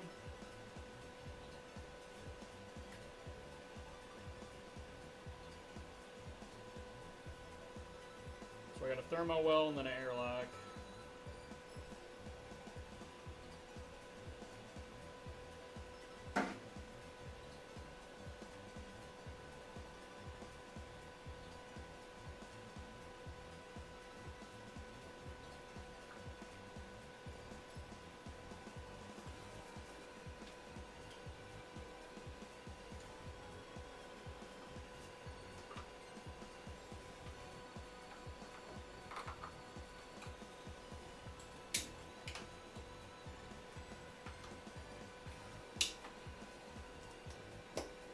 And that's it. We officially have beer. I gotta catch up on comments here.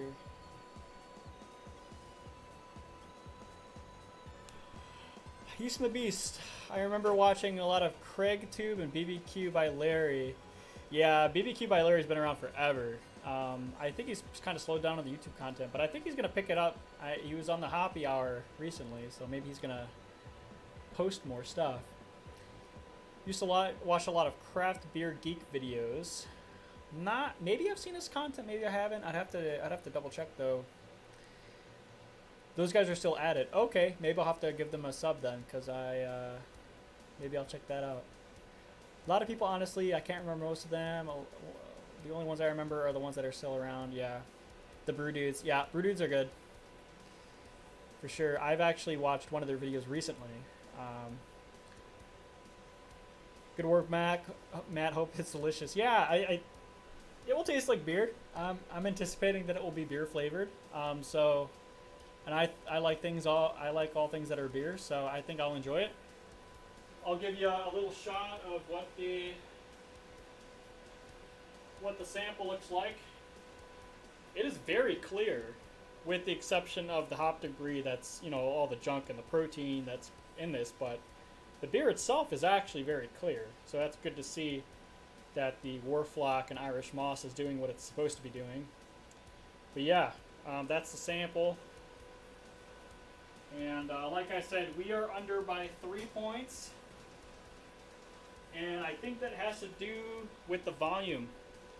We're like 0.3 gallons more than I calculated for. So we just didn't boil off as much water as we anticipated. So that's obviously going to throw the gravity off by a little bit. But yeah, guys, thanks for watching. Thanks for sticking around, and I appreciate it. I had a lot of fun today.